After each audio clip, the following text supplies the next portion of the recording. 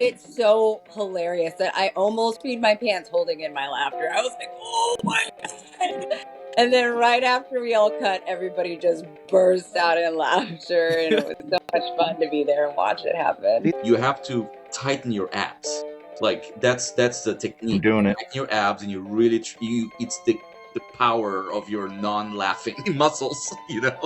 So it's a whole technique. Cause yourself discomfort. But sometimes it I doesn't. definitely peed a little. So it doesn't always work.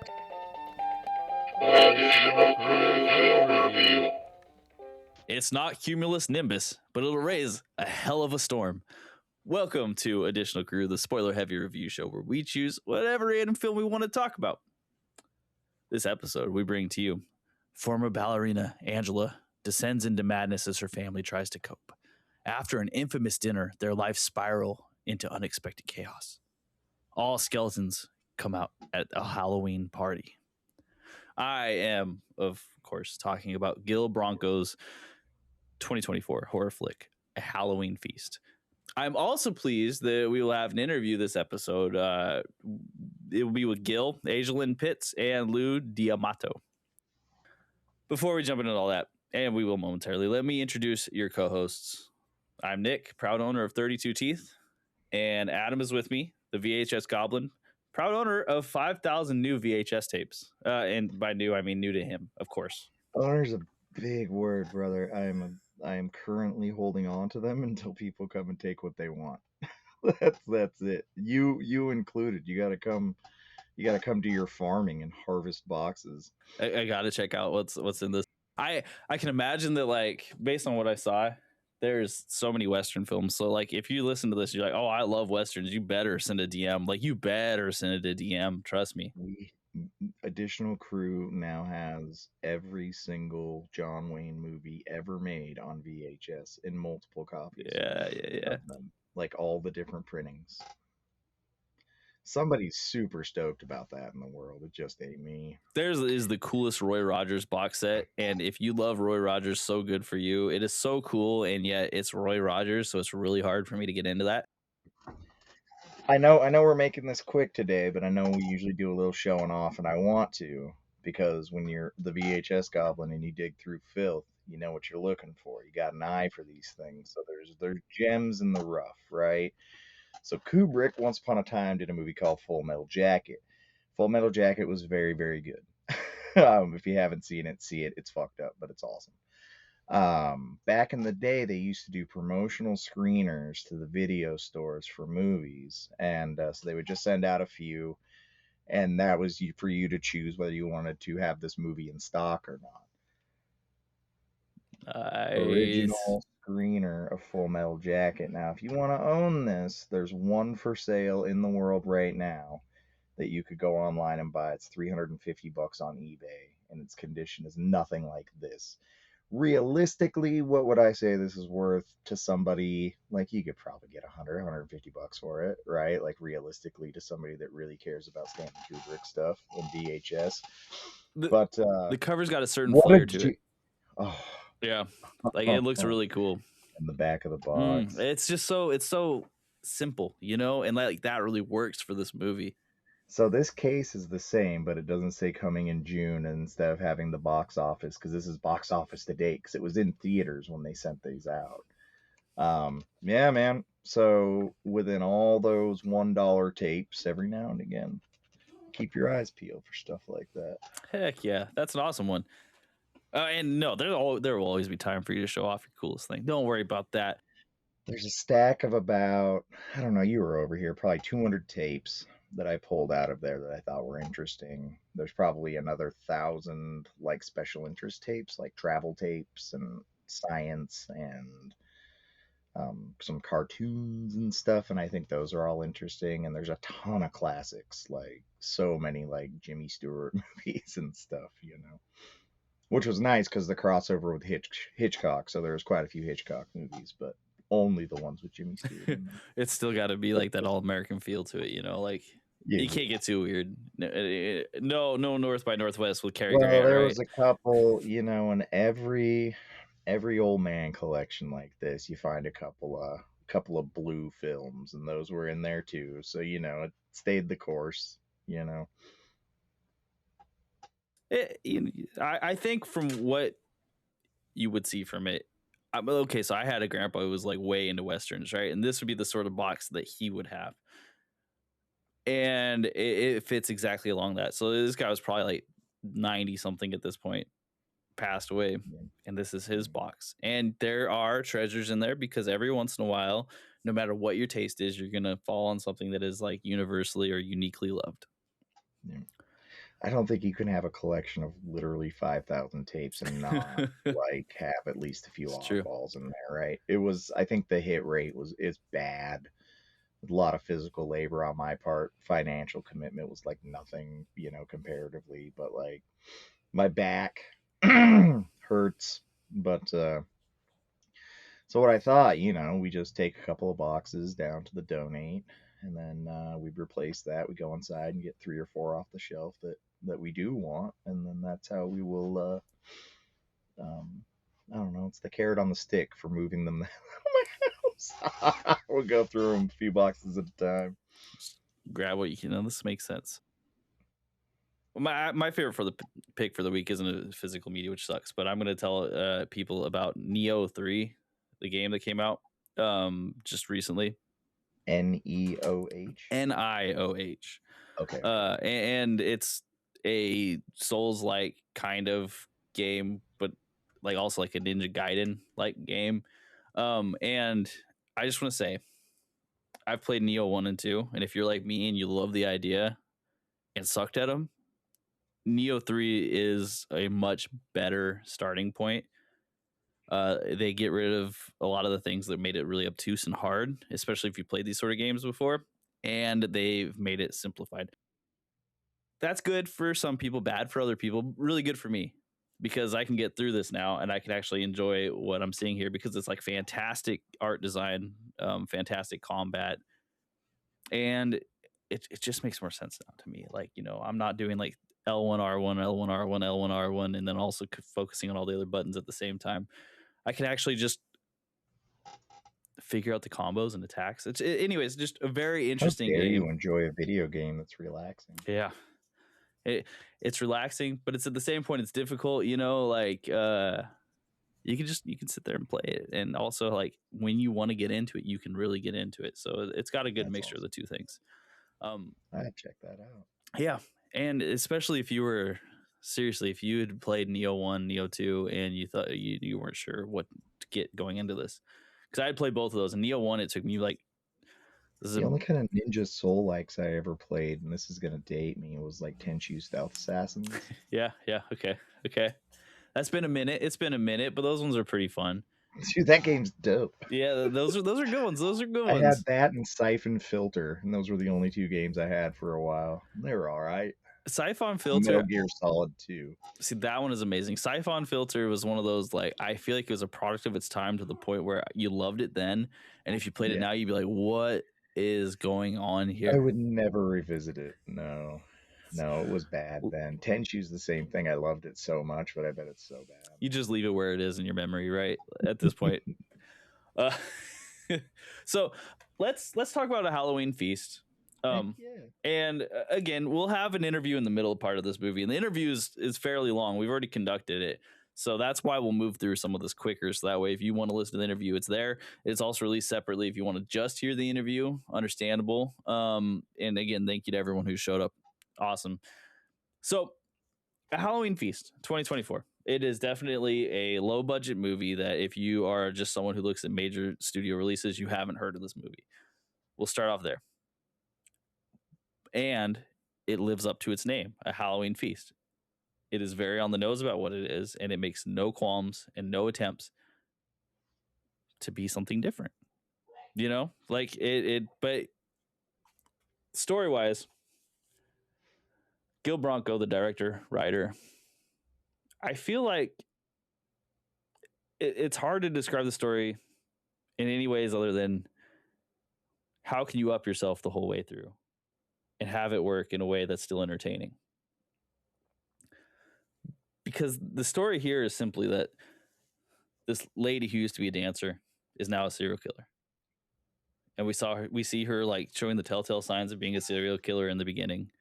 She's frying ants. She's picking on her family, like, Yeah. and then we also have the side. Like, it starts with like a real like serial mom vibe, right? If Mhm. you've seen that movie, like it's more bullying, and like her husband smoking some weed, he's a writer, and she's like, no more smoking weed in my house, and like being complaining about, but just like it's obvious that she's like kind of a bitch, but like it doesn't seem that bad in the beginning. Mhm. There's like this genuine, like this ramp up that you're watching of her just kind of like losing Sense it. of madness, yeah, like.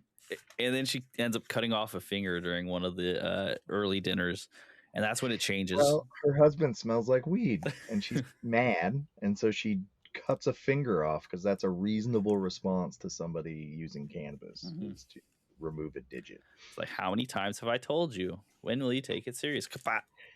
And she's like so deadpan about it. That's one of the great things in this movie, and we'll get to it anyways. But how deadpan everybody played these roles, and like how well they held it together, and like especially now knowing that like they had a very limited budget, so no times for reshoots, and like the set would get too messy for reshoots anyway, so they just had to power through it.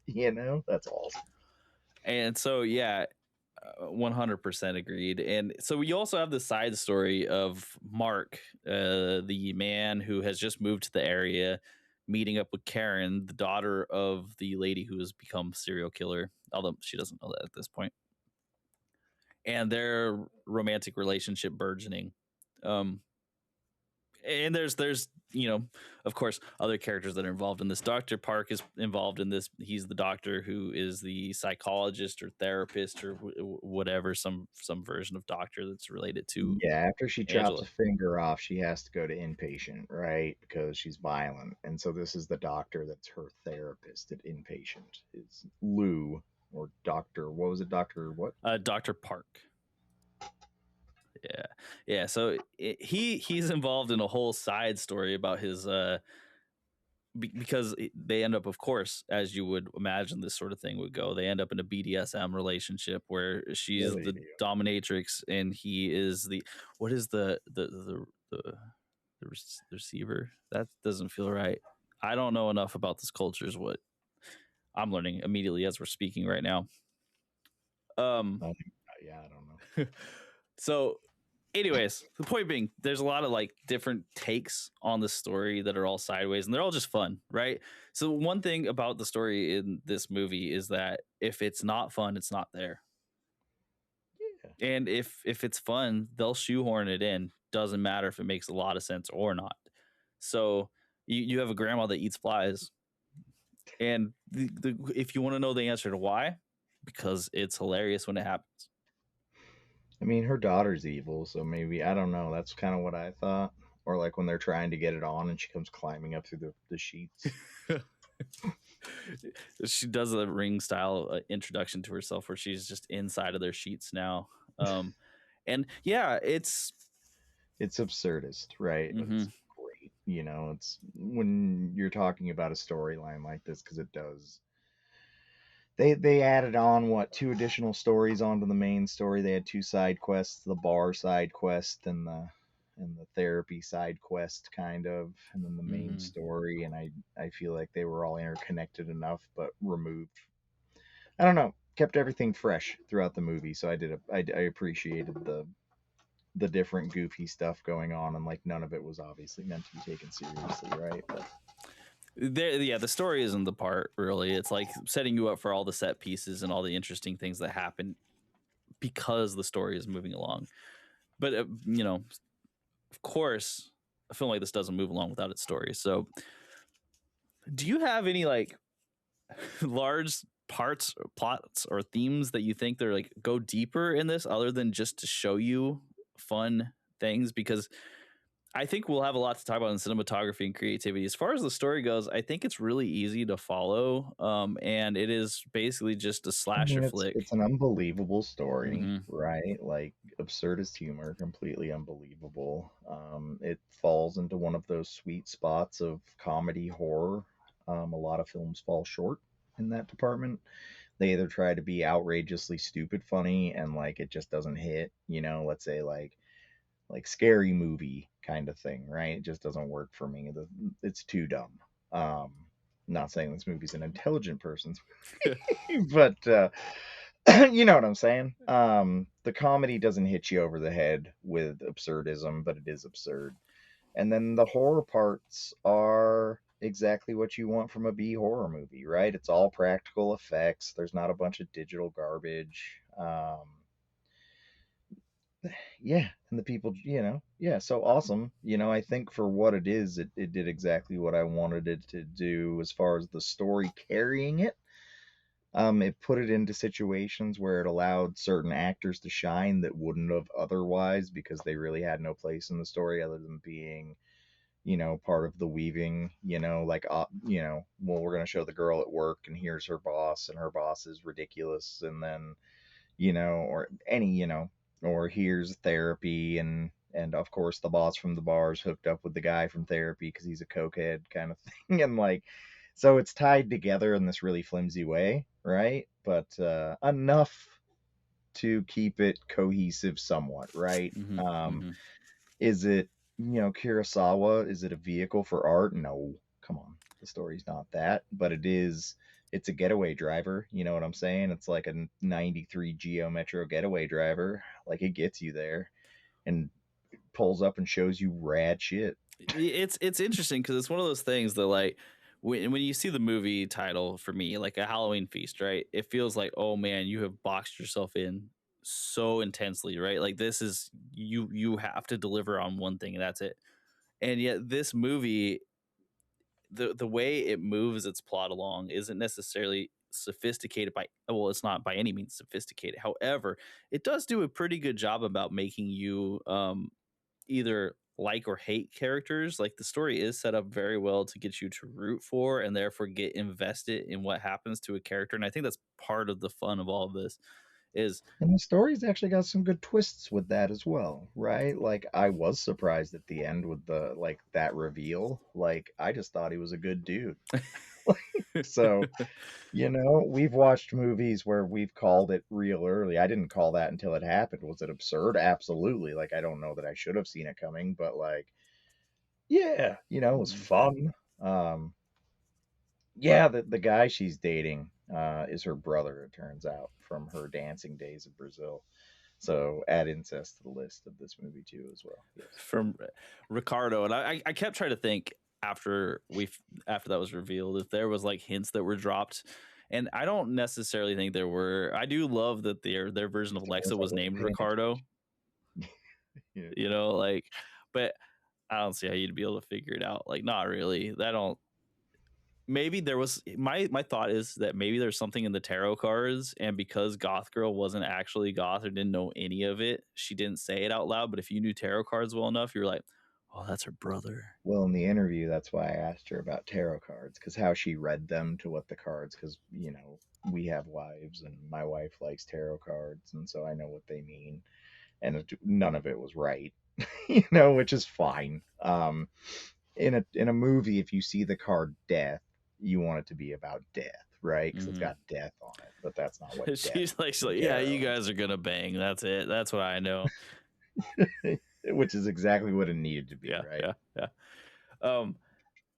Yeah, and there are clearly like plot contrivances that are just made to move and show you certain things. Like Goth Girl ends up hooking up with Brother, and I don't remember his name off the top of my head, but Brother, that's not related to the plot. Not really.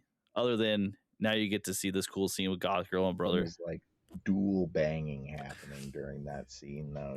Who else was banging? Lady and Doctor, and brother and sister, and Goth Girl and Brother, and they kept cutting between the scenes. So it's that rapid shot kind of climaxy. It made sense while you were watching it, but it was just obviously us dudes that like B horror, man. Like they knew what they're doing. Like there was a mixture of like we need a break sometimes, and what better break than there was for sure like this mixture of like college humor that was just like throughout the whole thing, and of course that's perfect. This is a great place for it. One thing I did like, and this wouldn't have worked without the name, so kudos to them on this one particular part, is the BH before Halloween, and the way they set that up in the beginning. I thought that was actually really clever when they showed AD or BC AD BH before Halloween, and I was like, oh, okay, all right, well, I was here you go. worried when that happened, though. I was like, oh, is this movie about to start taking itself way too seriously? And then they started throwing the Nietzsche around, and I'm like, uh-oh, are they actually, like, taking themselves seriously? And then, like, they got me. It was brilliant. And the one time they're talking about nihilism is as this lady's literally passing out because she's so drunk that she can't even pay attention. You know, there were. I think that's when most people talk about nihilism anyway. Well, he's stone cold sober talking to a drunk off their ass person, right? And she's about to pass out, and he's like, well, "This is a good time for me to talk about nihilism. Let's go. Let me indoctrinate you." Yeah. So I mean, you can kind of understand immediately where the story's at with this one, right? There are twists, there are turns, but it's all for fun. You're not going to take anything too seriously. And I think if you look into trying to take anything too seriously, you're just doing yourself a disservice. That's the truth of it. It's not about that. No, like this movie's not going to win an Oscar. That's not the point. No, and I'm sure there are plot holes the size of, you know, a minivan that you could drive through, but who cares? It's not about that. Keeping the fun stuff on the screen's the point, and they do a good job. Exactly. They knew what they had, and they executed on what they had, right? And it was a fun script. And let's talk about acting. I'm going to move it fast here because let's just talk about acting, because the one thing I enjoyed the script. I thought it was great. That has to come from an interesting mind. Yeah. You know. Yeah. I think like with this sort of script, you could have gone all sorts of ways. I think like if you had gone too heavy, like you said, into horror or comedy, it would have hurt the film. But it's a tiptoe, man. Right. But what I do see here, though, is that there's a mind that could go either which way. They just found the right little balance for themselves and for what they could accomplish with their, you know, if you had tried to gone too horror, this is where like having someone like Lynn Lowry might not have worked as well, because like that joy that she brings would have kind of almost hurt it.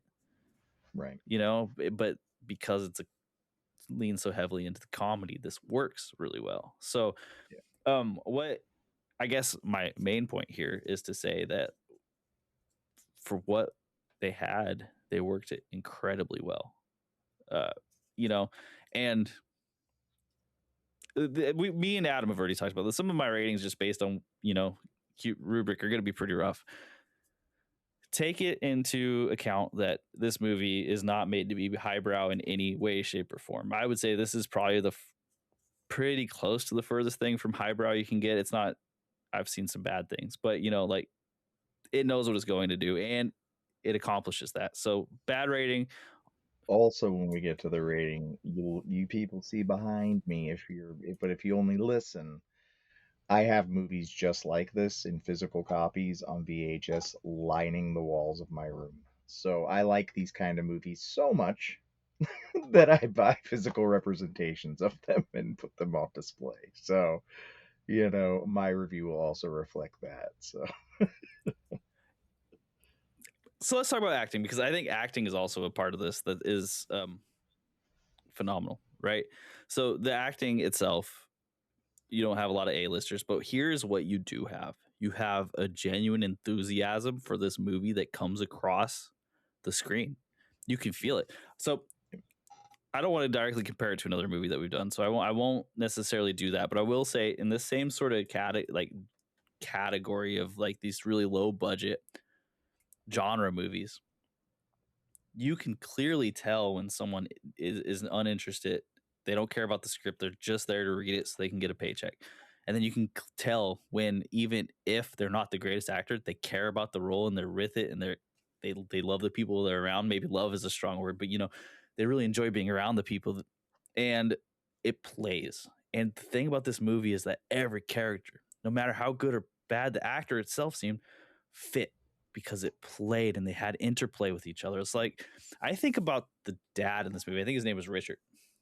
And his role would have been so easy to just like have someone show up and just say, "Oh, Angie, that's not okay," and be totally out of place.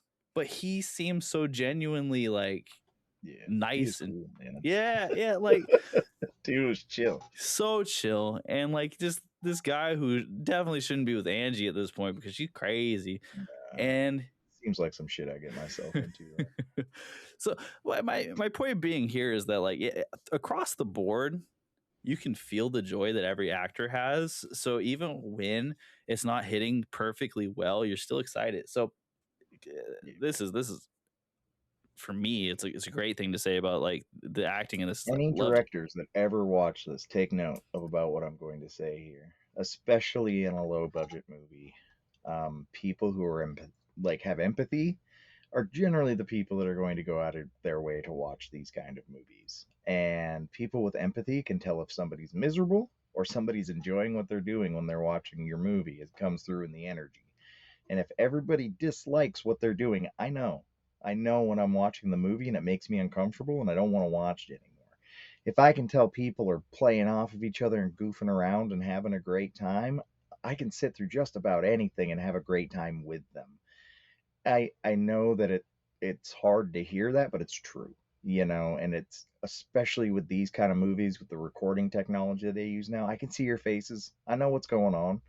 Like, and I know that you're just people acting in a movie, and I can tell whether you enjoy what you're doing or not. Like, it really plays. Like, are you deadpanning and it's miserable, or are you deadpanning and it's hilarious? There's you can tell, and the two movies that we're kind of riffing about right now, like, you can tell. Like, I had a great time watching this movie because everybody's having fun regardless of whether the scenes are fun. Their acting is fine. Mm-hmm. Like, the the scenes are graphic and terrible and people are screaming and dying, and like, that that's what's happening, but at the same time it's like mouth agape laughing, because that's what they want to be doing too, right? It's absurd and it's funny, and like, it's hard to like find people who are that motivated. It's good in a movie that has this much comedy in it to feel that Has much to be. energy. You know what I mean? Like, And if there was one cog that wasn't on point with that, this whole movie would have fell yeah. apart, right? Mm-hmm. So everybody did a good job. Like, because I can point out some times where I was like, oh boy, that was kind of rough, right? But they almost didn't matter. Like, it was when like There's certain actors that just ruin movies. mm-hmm. Like, wait, I'll talk about Cujo's bodyguards, right? Because like, man, I'll be real, they were kind of rough, right? But also at the same point, they look like they're having a lot of fun, and they look like they were about to Dude, when laugh they get every on the time. bus to like go roll out, oh my dude, it's It's like hilarious. pure joy at that point. You know what I mean? Like, you're Yeah. just watching these guys who are just having a great time. And maybe they're not hitting their craft exactly. They're not like in some weird deep character study, which how could you be at this point, right? But like, they're having a good time, so it's hard not to like get enthused with the energy that they're presenting you. So it's like, even when he's like, I'm not going in there, and you're like, oh, Well, you're that hanging out place with have been. that King Dick guy. He seems hilarious. Like, I bet you in real life that guy's funny. No joke. So in the interview, you'll hear that this guy was ad libbing most of his lines, and kudos to him because I was cracking up for like, he was both awful and hilarious. Yeah. He Yeah. he He took ends that up role. getting shot in the dick. He got what he deserved. I do think when he was on the bus, I wrote Cujo. I mean, did he really deserve that? Okay, That's okay, rough, all right, man. all right. In the context of this movie, yes. We're gonna remove it from any other context. In the context of the movie, I will stand by he deserved it. Sure. Okay. But just because of Valid. how many times he told Karen he owned her, you know what I mean? Like, Yeah, it's pretty Karen was screwed going up, through some man. rough stuff, and he was like, "Yeah, I own you." But No, she totally has an excuse. She just had a very rough evening. oh my gosh, yeah. I mean, but I just, it's like the joy that they bring across, right? It's like when the bodyguard's like, "Oh, I'm out of here," regardless again of how poorly like that line is presented to you. At this point, you were so long You with the need lot of it the to ride. be soft landings. You know what I'm saying? Like, just, yeah, it's absurdist, right? Like, I don't know. I like it when stuff like that happens. If the movie calls for it. Mm-hmm. And that's a good point. It was cohesive, right? Regardless of what you're seeing, even with the bad, like, it was all very cohesive. It all felt like it went with the flow. I can't think of like true moments where it felt out of place. all the time, Lou, right? And that's not his name, but Lou D'Amato, who played Dr. Park, right? His delivery of everything is just so, everything bad is happening right now, right? He's gonna lose his license, he's deep in debt, he's gonna get killed by King Cujo or whatever the heck Cujo's gonna do. But his back, he wrote a check for cocaine and it bounced. and he just looks like he's like, I can't, like he's almost like Danny Glover in Lethal Weapon, like, I'm too old for this shit, let's just keep going, and this is not the reaction that you would normally have in these situations. Normally you'd be freaking out, and he's just like, I gotta go do something, I guess, let me snort this line of cocaine and then just kind of keep walking forward. He like watches her stab the guy, she's just like, you're crazy, and that's it. That's his only response. Back to BDSM. It's wild because that sounds like that sounds like it would be a badly delivered response, but with this character, that's the exact response that you'd want, right? It's the cohesiveness, I think, is really where I'm getting at. Even the bad acting is cohesive because these guys love what they're doing. Yeah. So I had zero issue with any of the acting. Particularly, I thought that the characters, like Asia's character, Goth Girl, was a lot of fun, and got to play in a space of occult and macabre that was kind of trying to work its way into the movie. And then at the end, when it turns out that she's just doing it because she wanted to be cool and goth, and she really wasn't that way, but then shit got real. Like, I love that switch that happened, because like, you could tell her acting the whole movie, and it's kind of goofy, but it's fun and endearing. And then at the end, it's like, oh, there's the real person behind that act, and she's like, I gotta get the fuck out of here, and it's like, exactly, yeah, this is the reasonable response to what's happening. So I love that dichotomy as well. But you like, when they would pull the mask down on what they were doing, you could see they knew exactly what they were doing. It wasn't. Well, and it was good. So like, you have the actors, Karen, who played Karen, Julia Coulter. Mark was played by the director Gil Bronco, and the brother, which I keep spacing the brother's name, but either which way, they played like the more like the straight actors in this movie, to where they were playing it more genuine. It felt like, of course, Gil put himself into a mascot costume, so it's hard to take all that super serious. But they were the ones who were like, okay, these are the real people, right? They are the ones who act like real people would act. Brother's tired. He's a virgin because he sleeps in the room with his grandma who eats bugs. He does. Yeah, that's uncomfortable. But as a child who grew up sharing a room with my grandparents, I get it. It happens. Sometimes it's just life, She needs someone to watch after her, and no one else wants to do it. And definitely not Angela. You can't put Angela together for that. That's not okay.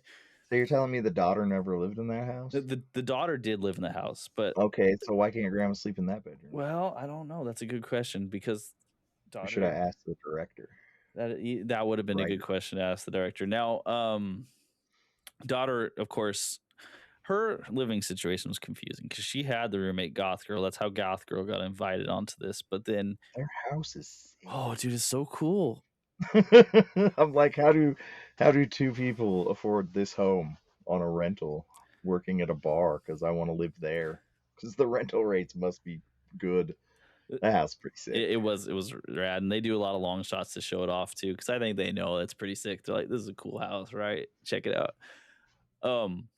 But so they have that whole situation because she's apparently at home more than she's at with her roommate, but also we don't know where she stays at home. We just know that she eats breakfast there, and it's always contentious because of mom Angela being really mad about something regarding the food. Yeah. Which or cutting fingers off for weed smoking, whatever, totally normal, rational things that people do. And then you got Cujo, who's just the generic kind of crazy bad guy. I have henchmen. I sell drugs. I show up at places. He also goes by King Dick. King Dick, and he beats his chest like King Kong a lot, and it is very endearing. Love him, dude. Yeah. Dr. Lou stabs him in the eye with a pen. There is a lawyer in a wheelchair gets beat to death by his decapitated secretary. That happened in this movie. Yeah, well, and immediately like a shot to Angela in the garden.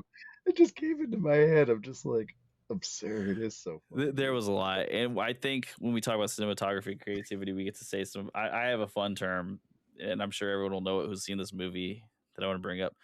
So let's move on. You've heard what you need to know about the acting in this movie, right? Like, do you have anything Yeah, else we you want to bring better up? get to.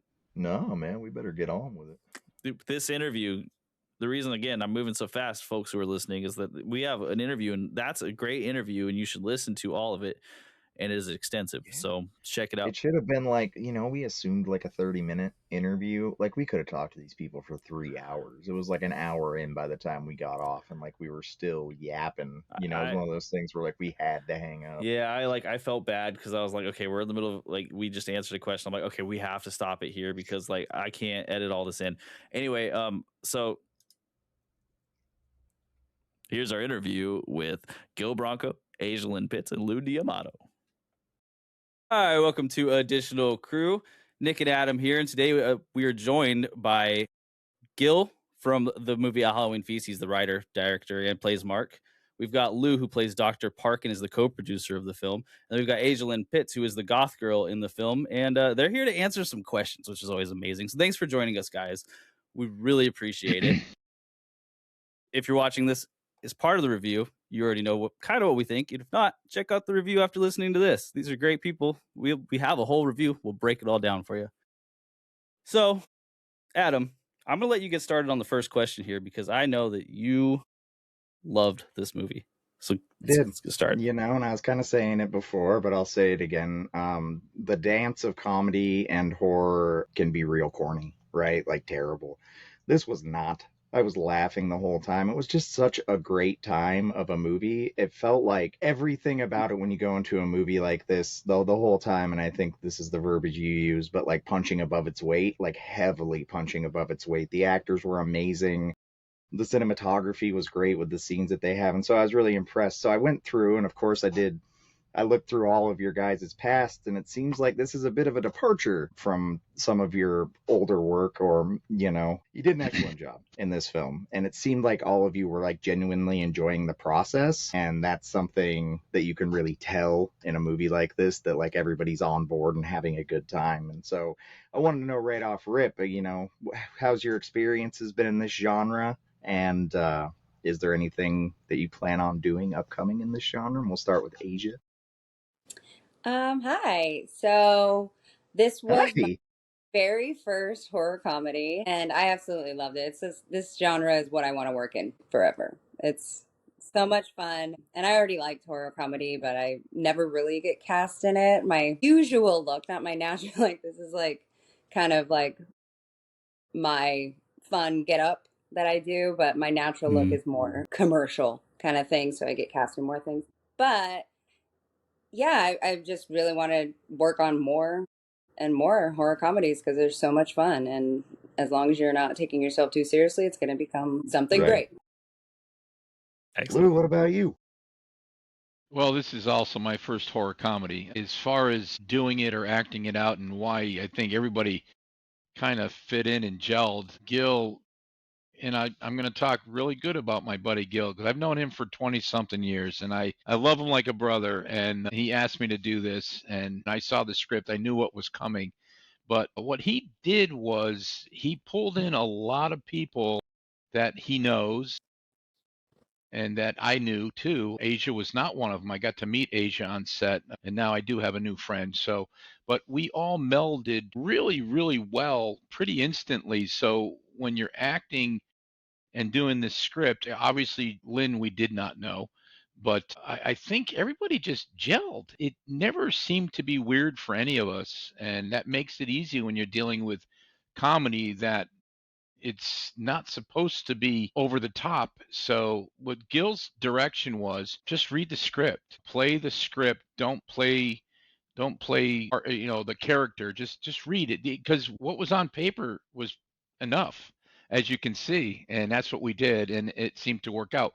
As a matter of fact, I was the one lucky enough to pick up Lynn Lowry at the airport, so I got to meet her first time and talk to her. I think it was a 45-minute ride just to bring her to where she was.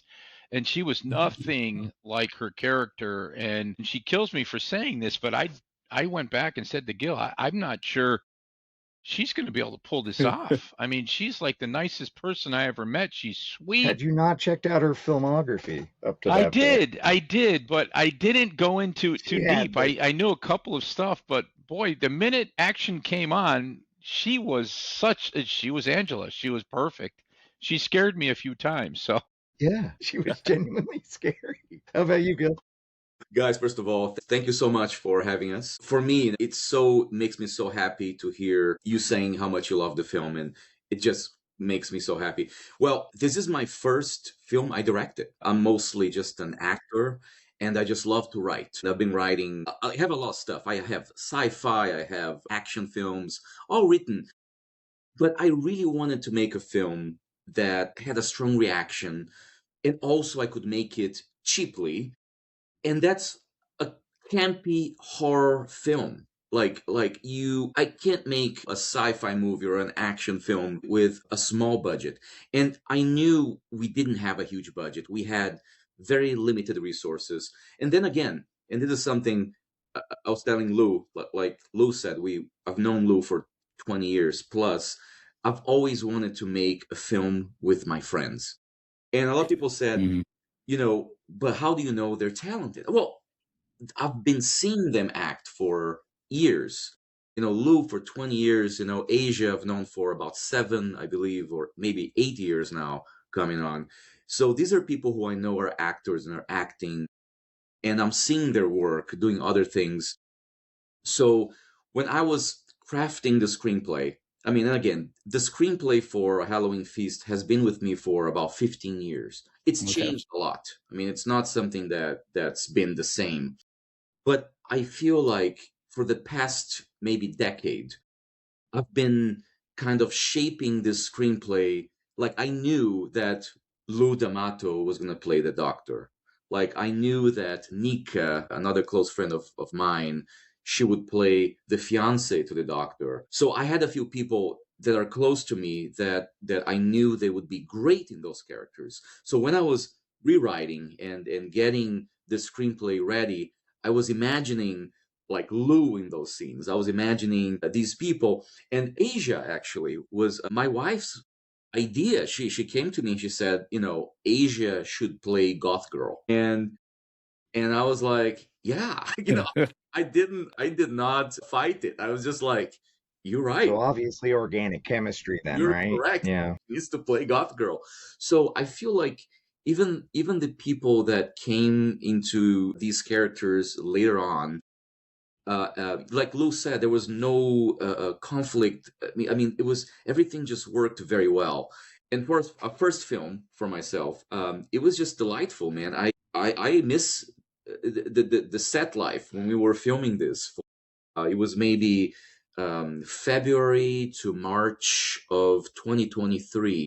About 3 years ago, we were filming, and it was just a great time. I think that's Well, let's hope that this has enough success that we can see you all again in different roles or maybe reprising roles. I guess it's kind of hard for Lou and Goth Girl to reprise their roles, but well. as a head, he will. And like you said, I do have new things I'm writing, and I'm hoping that I'll be making a new movie soon. I don't know when. I mean, obviously, it's when when you're not a trust fund baby, it's a little harder. But fingers crossed. I'm trying. The success is making the art in itself, right? And so you've already got that part. It's awesome. That it's also good art for us, the viewers. But you made the thing. Yeah. So kudos to you. It's great because the movie's out there. The movie's out there for about a year now, and it still keeps going. It's funny because it is a Halloween themed movie, and I thought the movie would be popular around Halloween and then it would kind of end. And I was very surprised that people kept watching and reviewing it and commenting online. And suddenly somebody told me, "Oh no, this is for Summerween." You know what Summerween is? Like I had no idea that was such a big thing. People were watching Halloween movies during summer. So like last summer, we're having all this movement, and I was just like, "Oh my god, this is great." To be honest, some of us never stop watching Halloween. Yes, that's real. I have a question. Just because we brought up Lynn earlier, I'm gonna get this one off of. She seemed really energetic and really enthusiastic throughout this whole thing. Like I caught her energy through the scenes I was watching. did that energy translate into the scenes with other actors? Like, did you guys all just like glom onto that energy when she was acting, and did it elevate you? Or, like I feel like I could get it through watching the screen. So I can imagine being next to her when she gets into character is just something that immediately changes the way you act. Who Who wants to would you like start? to go first? Yeah, If that's you that's gotta that's tell, fair. yeah. Let's I'll Well, start. go ahead, Asia. Well, the final feast scene was, I think, it's the only one that I got to work with Lynn, and I'm so sad because I just like working with her and learning from her in the scene. It was just such an amazing experience. And what happened to my body when Lynn started acting was I was genuinely scared of her. I was genuinely scared of her. The looks she shot me were like chilling, and I was like, "Oh, this is real. I'm afraid of this Yeah, woman." like the thing I put down here was that shift that you had from, "Ooh, I'm a witchy goth," into like, seriously, I'm just a girl and I need to get out of here. Like, this is a game. Like, this is a vibe, but I need to leave, was so real feeling. It's like, yeah, it was good. It was good. Yeah, I could tell you feeling the energy though. You seem genuinely concerned. For sure, for sure. How did the finger taste? Was it good? It was pretty gross, so that was a genuine. It also freaked me out a little, so I was like, as soon as I got the feeling, because the bite, it actually felt like a finger, and so that scene was very genuine. I did love the part, and I didn't write this down in here, but where husband has the bones around his finger, and in my brain I'm like, well, didn't she say that she stole the finger and put it in a jar? And then later we find out, like, because I was like, maybe she's the Etsy artist, and then we find out that it's just like not true and completely like it That's the was none vibe. of that. Yeah, the hey, yeah, idea that I is saw. it's a whole act. The idea is that she's doing this whole act, and the audience, because it's funny to, Goth Girl shows the finger to Mark in the house and says, "Well, I can have the finger."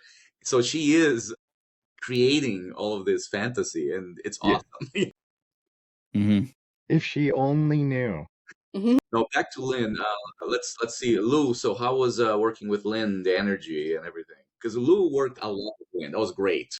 I loved working with Lynn, and I've been lucky to work, with a few actors over the years, and they do either hurt or help your scene sometimes. Obviously, Lynn did not hurt it at all. She did elevate you. She wanted you to be better at what you were doing because she was so good at what she was doing, and she never missed a beat, and she never got worried or no anxiety. She just walked on set and did her thing, and she threw surprises out there too. I think in the back of her mind she knew what she was going to do, but she didn't tell some of us. So, and that's perfect for an actor, right? Your expressions are going to be genuine because, like, when she went at, oh my god, what's Griggs' character's name now? I forgot his character name. James Griggs, but her husband, when she came out with that knife at him, I mean, I was generally like, holy shit. I did not expect it to go like that. And that whole scene was pretty brutal. Just I'm just like, watching it dude, was run. brutal. What's that? I was just like, dude, run. Right? It was brutal to watch, so I can imagine. So when I saw it on the big screen, it came to life for sure. Yeah. No, she was very, very fun. A big, big, big professional. A lot of And you those could feel the situations difference. she puts you in, right? Like, how many takes are we talking? How many times did you crack up? Or did you hold it together? I held it together. The only person I could not hold it together for was Pancho Moller, who played the thug, King Dick? King Dick. If you someday you'll get to see outtakes. It broke down quite a few times. Yeah, he's Like, I don't know hilarious. what to say to that, or I started laughing. Yeah, I You tell put a pen people. in his eye, man. Yeah. Yep. So, as far as working with Lynn, she was not only the kindest person, but she was so well prepared. I mean, she memorized the screenplay, everything just perfectly. You don't see that very much.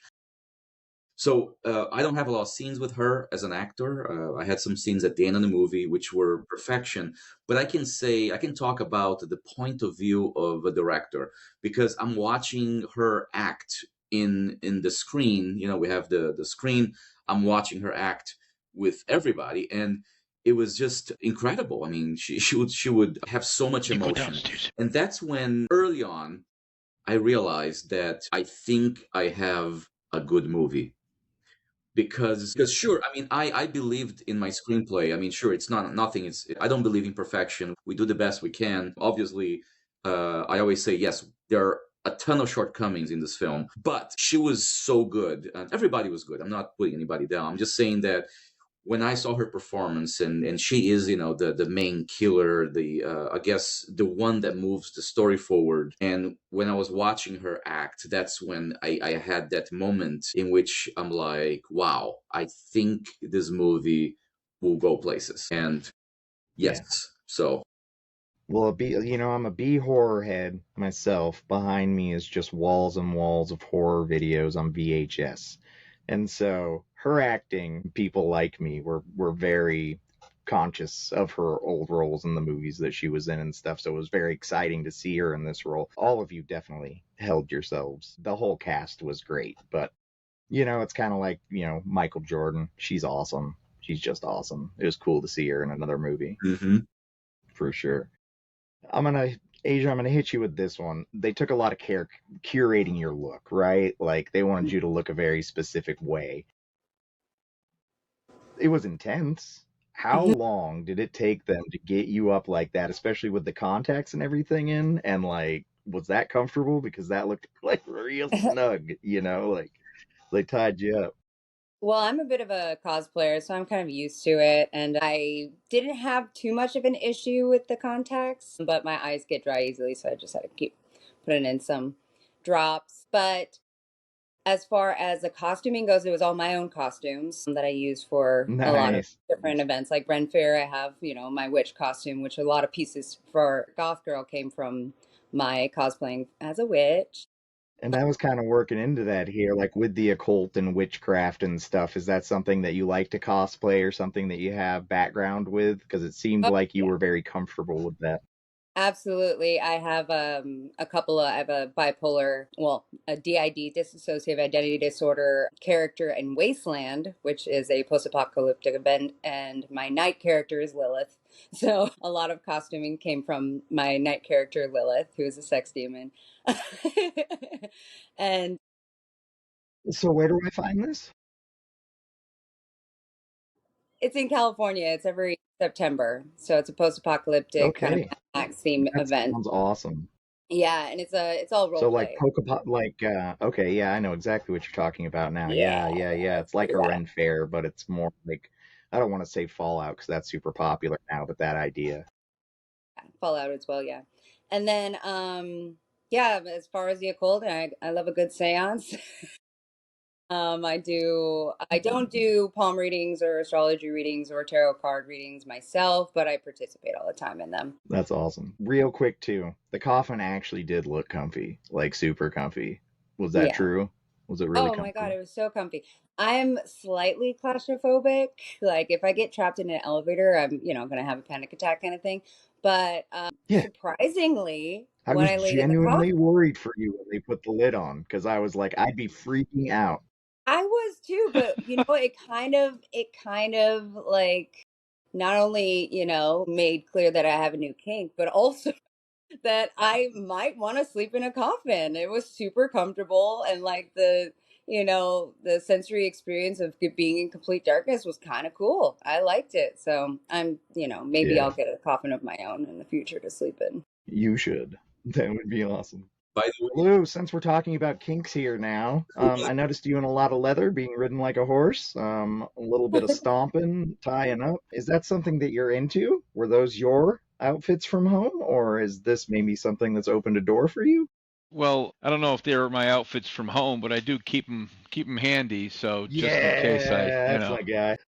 I was going to come on with the mask, but then you wouldn't be able to see me. So It was Wonderful. great. It was great. So for you, that was a departure from your everyday acting and character like that. That was the absolutely, and BDSM scene was new to you. that's what gave Gil so much fun writing that character because he could not wait to see me in that getup and being whipped and scolded and all that fun so stuff. So happy. Yeah, yeah, yeah, I that's knew he awesome. was. He was running around like this as he's watching it. Oh, that's so good. So Gil, I'd good. ask you about the kink of your character, but I don't want to get into that. So we'll Well, just pass. just a And little thing about the coffin. My wife actually built the coffin. No way. That's Really? so cool. Yeah, she's a woodworker, a welder, and so she builds things. And she actually built the coffin before the movie, way before the movie. It was for an art project. So we had a coffin when I was, huh. We I had love how you keep saying you just had all of these things. we had a But the scenes with Lou in BDSM, Lou was very afraid, and I was just trying to calm him down.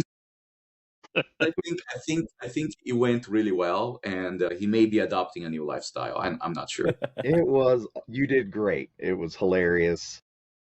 Once again, especially how you kept a straight face on the scene where she's dominating you on the couch and the husband walks in and you just give her that deadpan. I don't know, man. You did a good job. Thanks. Appreciate it. And we're going through the trifecta of costumes here. Gil, you also had a costume that you were wearing halfway through. I don't know, a mascot outfit at the very least. Now, did you have this beforehand? Was this also something you had available to you? I'll tell you Was what. No. Boney just on ready? So the idea of the dinosaur suit came because I moved to California 17 years ago. I was broke, and I actually worked as a dinosaur mascot for like 3 days, and I hated it. And I said, "This is horrible." But anyways, no. So I added to the script that element. So um, I actually ordered this dinosaur suit from China, and we had one suit that came, and the box arrived, and I opened it up. I was hoping that it would look good enough to be in the movie, and the thing looked nothing like a dinosaur. It was just awful, and I wrote an angry message to China, and I said, "You have to refund my money." I took a picture, and I said, "This is not what I bought." And they totally cared and fixed it for you, right? They actually, no, let me tell you what happened. I said I was gonna write a real bad review if they didn't refund my money. So they refunded my money. And Damn. then my wife, who is very handy, she crafted the dinosaur on that What? suit. So it was a very unique piece of dinosaur suit, which was nerve-wracking because you're shooting a movie with fake blood everywhere. And we couldn't get it dirty. Imagine this is a movie full of blood and killings and deaths, and it was There's it not was enough just like, oh Scotch Guard, shit, right? I have to be, we have these scenes that we have to keep the suit clean because we only have one. So it was it was very stressful to be shooting this movie for 20 days and being so careful because we can't damage this one suit we had. Luckily, it was winter. And I think somebody mentioned it because The heat? it would have been Yeah. impossible. I mean, trust me, I was rushing the production of the movie because I'm like, Lou, no, we gotta shoot it right now because if we don't shoot the movie right Because now, if it's 100 and I'm in this, it, I'm gonna die. I'm gonna die. Well, that's awesome. Totally off topic, but has your wife seen Denver the Last Dinosaur? You guys remember that I do cartoon? need to see that. No, I have not seen that. Because that is what Boney looks like. It's good to There's know. a whole theme Funny. song. It's like an 80s cartoon called Denver the Last Dinosaur. He's a skateboarding dinosaur. I love it. I was singing it when you came on screen in the costume. I was like, yeah, that's him. That's him. I love it. I'm gonna have to check this out. Well, I was gonna ask if there's any castmates you'd like to work with again, but it seems like you guys all genuinely like each other. You know, when you watch a movie and people genuinely like each other and there's an energy that comes along with the film of people genuinely having a good time when they do it. And we've kind of been through the slog of, I don't lower funded films, and in a lot of them people seem miserable to even be there, right? And like it makes us feel miserable watching it because we're like, I'm sorry this sucks for you, now it sucks for me too. You guys seemed like you were just having the best time even with all the ridiculous stuff that was going on. That's hard to balance. Obviously it's refreshing and fun, and I think that's what makes a truly good horror film that's rewatchable and people will like. So when we were kind of talking about releases earlier, you should at least do like a small run of VHS. Mm-hmm. If you need some help, I got all the blanks and duplication stuff in the world. We'll make it happen. There you go. Cool. And like I mentioned before, briefly to you before we were recording, that we're going to have a Blu-ray release. Yeah, sick. The pre-sales start March 3rd. But here's the deal. I'm excited for that, but I'm excited especially because there is outtakes. And the outtakes, it's okay. So Pancho Moller, who plays Cujo, he's the only actor in the film who didn't follow the script. He improvised everything. And No way. Is Awesome. that why you shot him in the dick? well, let me tell you something. Well, that was awesome. But anyways, he's the only actor I let improvise so much because his improvisation was so good. It was far better than anything I had written. So I just had to let him go wild. Just let him go. But it was so wild that a lot of that stuff didn't make it into the movie. Luckily, our editor Ryan Kelly, fantastic guy, he made a compilation of the outtakes, Cujo scenes, and I dare say that those scenes may be funnier than the whole movie. And That's we're definitely genuinely gonna have to exciting. check out the Yeah. 4K for sure. Hey, Gil, did Ryan bleep out, or did he keep everything he said? All there. It's all there. There is Lou seems to know something. Pretty everything good, is huh? there. Trust me. He got so bad. I just looked at him and I just stared at and I just said, I got nothing. I got nothing. And usually I'm pretty good at that, but he's a stand-up comedian, so he's got good comebacks. Oh, that's Yeah. wonderful. We missed it when Although we were I talking did about the get suit, him but I want to once. say it, Gil, just because I am now aware because I looked at your IMDb and you're like holding some big machine gun thing. You are absolutely jacked, sir. Congratulations. Well, yeah. I used to be an amateur bodybuilder. Let's put it this way. I could tell, yeah. You Still, had that Rambo look going on, you still know? work out, but now that I'm in my 40s, things start changing. So now I'm settled. Me and my doctor know this. Yeah. Yeah, now I'm trying to do maintenance workouts. Just keeping it. Keep. So let me ask you a question, Asia. It's one that I want to know. There are a few pretty iconic goth girl roles, especially in horror and cult cinema. Do you use any inspiration from another role? And if yes, do you mind sharing whom you might have looked towards? Yeah, so there's a couple. So it's pretty obvious that there's a lot of Wednesday Addams influence with my girl character. When Goth Girl is being normal Goth Girl, I did a lot of like influences from April Ludgate from Parks and Recreation, Aubrey Plaza's character, with that deadpan kind of like dry, but there's a little bit of like personality behind her, yeah. and she's a little bit funny at the same time. And then during the ritual scene Can with I ask what Stuart, Wednesday Addams real quick? Who's your Wednesday Addams? I'm sorry, Who's your Wednesday Addams? Because there was which, different generations of them. Like mine's Christina Ricci, right? yeah, yeah. I think that's mine too. Like That's yours too.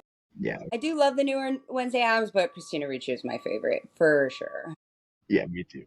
Yeah. And I then could tell. Yeah, it was great.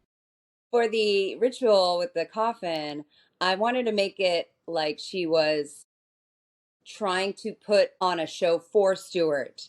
And she thought to herself, as this fake goth girl, ooh, what characters are men attracted to in the goth world? And so I kind of leaned in towards The Bride of Chucky with the vocal, like a little bit of a high baby voice, and then added in Yeah. the staccato movements of like moving the eyes first and then the body to make Stuart feel uncomfortable, which is very Wednesday Addams, Christina Ricci, and that kind of things. Yeah. And then, yeah, that's, So a little Jennifer Tilly in there then.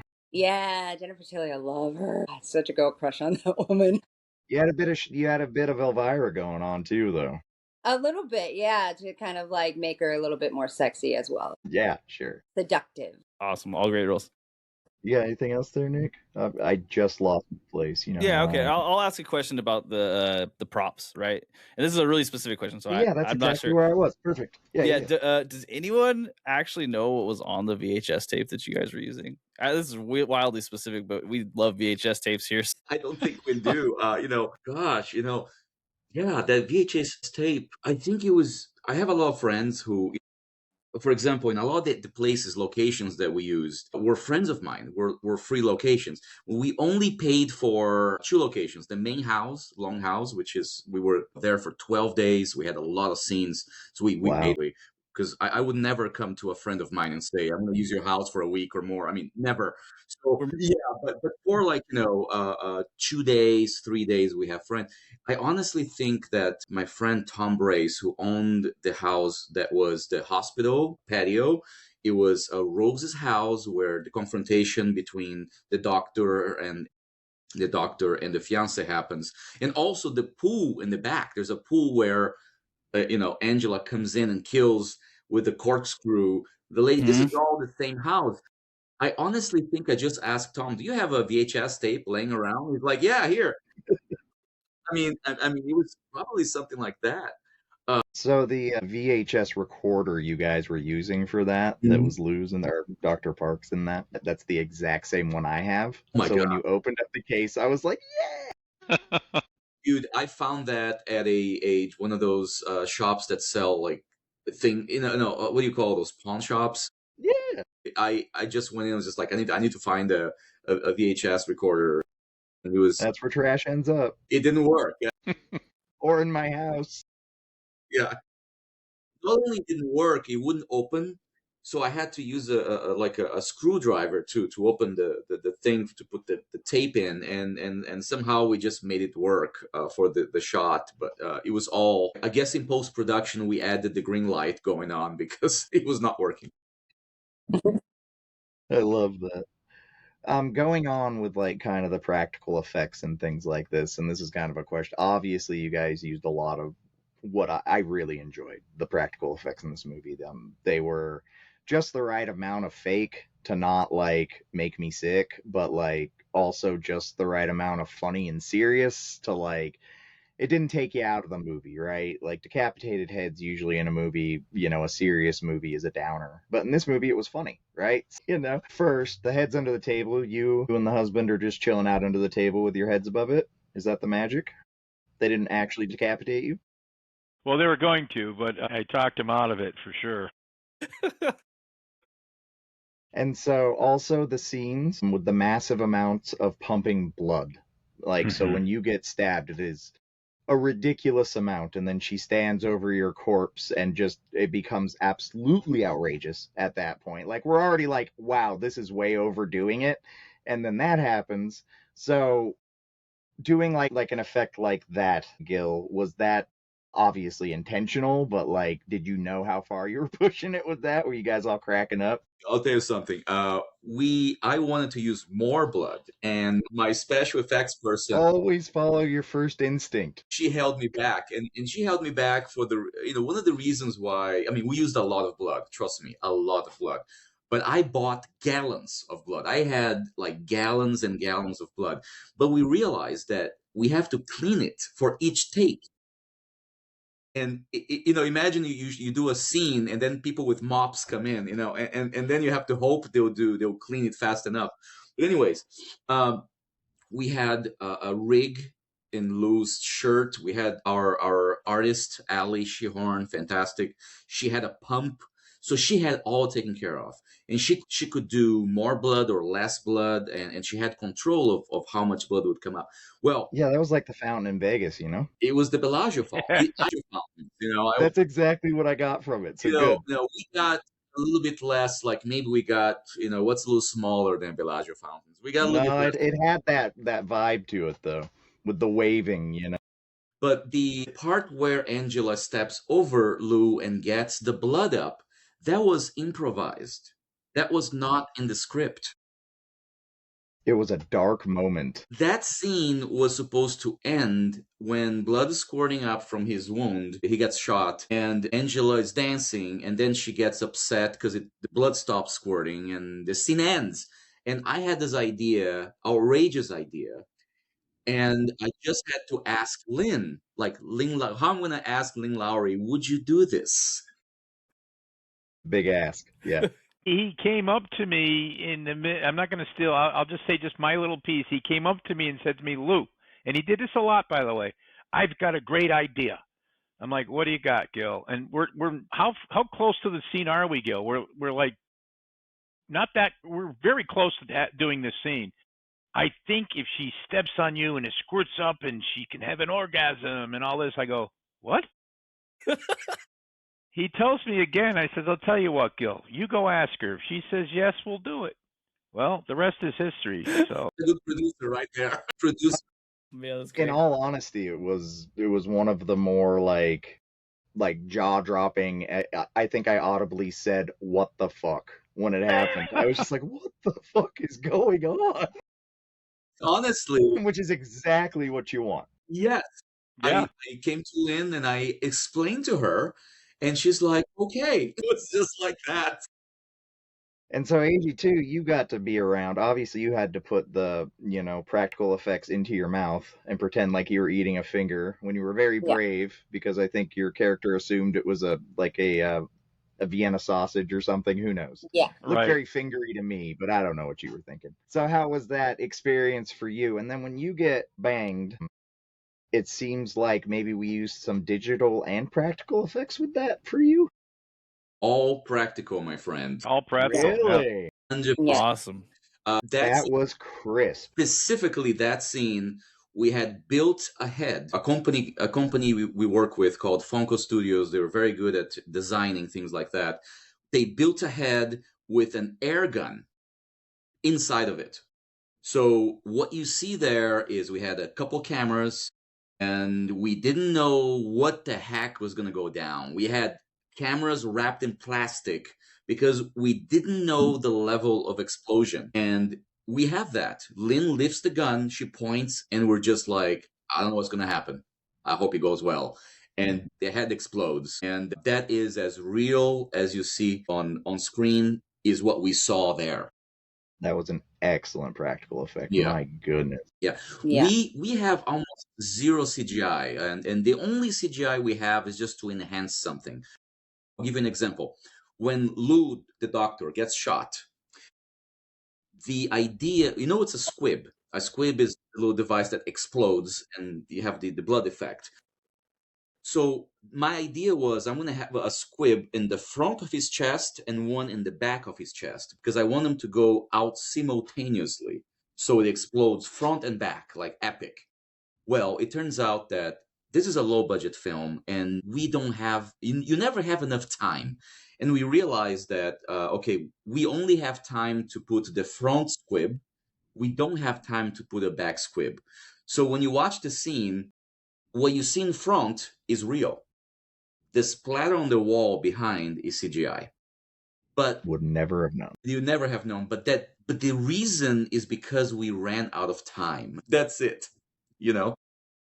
That's times the way it goes. Asia, tell me more about the practical effects that you were around, though. I want to hear how you were feeling about this. One, were all of those candles, were those electric, or did you guys actually have to light all those? I think they were electric, right, Gil? Electric. Yeah, they were. Yeah, electric. they're electric. Yeah. I was worried about fires for you. I really wanted to get my head exploded, and whatever slight brain damage, that's fine. But no, they didn't let me. So, but I got to be there for the practical effect, which was so funny because it was like we could hear a pin drop, and then they called action, and then we were waiting for the explosion to happen, and then Gil, in character, I don't know if it was improvised or if it was in the script, I don't remember. After my head explodes, he goes, "Whoa." And I found it so hilarious that I almost peed my pants holding in my laughter. I was like, "Oh my God." And then right after we all cut, everybody just burst out in laughter. And it was so much fun to be there and watch it happen. See, that's what I was saying about these kind of things. Like, how'd you guys hold it together with the insanity that was going on, especially with a low budget film? You just got to hold it in, right? You can't. You just gotta be strong. You gotta tight. I tell people, actors, and I use it myself. When you want to laugh, because all the time you want to laugh, you have to tighten your abs. Like that's the technique. I'm doing it. Tighten your abs, and you really it's the power of your non-laughing muscles. So it's a whole technique. Cause yourself discomfort. But sometimes it I doesn't. definitely peed a little. So it doesn't always work. Did the blood? I imagine the blood actually sprayed when you bit into the finger. I feel like even if you knew it was going to happen, you'd twitch a little bit. Like it must have been terrifying. Oh, yeah. We had so many awesome props. I found this great artist in Florida who built these things for us. I asked specifically what I wanted, and he built these body parts, and it's really fantastic. I'm gonna pick up something. So I'm a huge fan of like Savini, Tom Savini, and his work with practical effects. So much so that like Here it I've is. checked out. Yeah, Grandma comes in and eats that slop out of that thing. Disgusting. So this is the only prop I intend on keeping. I have a few things from the movie, obviously, but this is the one prop I'll never let go because I love this so much. And it's the foot in the grinder. It's beautiful, as you can see, and It's super realistic. it's amazing. And especially because it's a very important scene where Mary, who played Grandma, she has this very epic entrance into the kitchen scene with the body parts, and she grinds a little bit of foot into her plate, and it's very important to me. What came out of the grinder there, because it was extremely unpleasant? Oh, there you go. Foot. It was just foot. What's that? I said what actually came out of the grinder there when she did it onto her plate, because it was very unpleasant. It was real meat. We what we did is we put real meat, cow meat, maybe pork, I don't remember, but we used real meat under the foot. So when she moved, Yeah, it felt it authentic. came off. So it was very authentic because it was real. So in the lore, whose foot is that supposed to be? Is that Lou's foot? That's debatable. Could be. Yeah. It's Well, like a he asked Cinderella me- thing now. I have to take the prosthetic and hold it up against all the actors' feet just We'll to have- see. He asked me, he said he had another good idea, and he said, do you mind if we just take your foot and grind it? And I said, Gil, I love you, man, but I can't go that far. You're like yeah, no, not today. Acting, That's right? hilarious. I mean, Method acting, Lou. Get on board, brother. Okay, so this has been a lot of fun. I'm reaching out our time limit here, so I'm gonna Oh my say goodness. I We've know it almost happens done an quick. It was hour. awesome talking to you guys. I have one quick last I'll question do for this for myself. another couple hours if you guys want. I know that like this is what you want to be doing, right? Talking. The wine label, Prodigal I'm Feast. kidding. We'll let you go. Did you already have the wine label made? Like, was this made for the script, or was it just this one particular prop? The original title of this movie was A Prodigal Feast. Since the very beginning, for 15 years, since the beginning of the creation, it was A Prodigal Feast. And what happened was we filmed the movie with A Prodigal Feast. We made the labels for the bottles as kind of something fun, where it's like an Easter egg. I wanted the audience to just be like, if they pay attention, there's a lot of things in the movie that if you pay attention, you find little things. And this is one of the things that you find. Like the label is A Prodigal Feast, which then filming was the title of the movie.